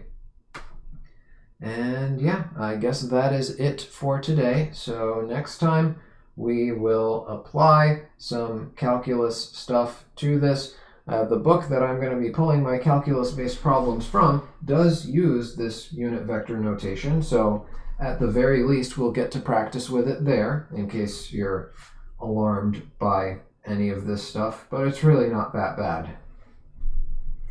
And any other announcements before I wrap things up for today? Let me think. So I haven't put it on the schedule yet. I'll do it sometime this evening probably, but it's going to be Saturday is what I have planned, and if not Saturday, then Sunday, but probably, if things go according to plan, it'll be both Saturday and Sunday. There will be a Saturday and a Sunday, because I don't see myself being able to squeeze it all into Saturday. But whatever happens, my goal is to end this weekend, hopefully, and then there will be one more stream after that for Physics 1 and Physics C, where I just kind of go over some common problem types that I see on the AP exam. Maybe we'll do like a sample question from a past test or something like that. Well, maybe more than one if I decide to do that at all. And just final advice, study guide sort of lesson, whatever you want to call it. I'll write down and figure out exactly how I want to structure it over the next few days, and then I will be free to work on a project that I have been postponing for way too long, which is a game review for a game you've probably never heard of and probably don't care about. But that will be the first thing I need to knock off my agenda for summer vacation. Anyway, hopefully you learned something useful today. I know I rambled here and there a little bit, and I think closer to the beginning I probably made it a little bit more overwhelming than it needed to be. But hopefully somewhere amidst all the chaos that you saw today, you found something of use, and if not, maybe it will make sense starting next stream. Take care. Class dismissed. I will see you in the next one.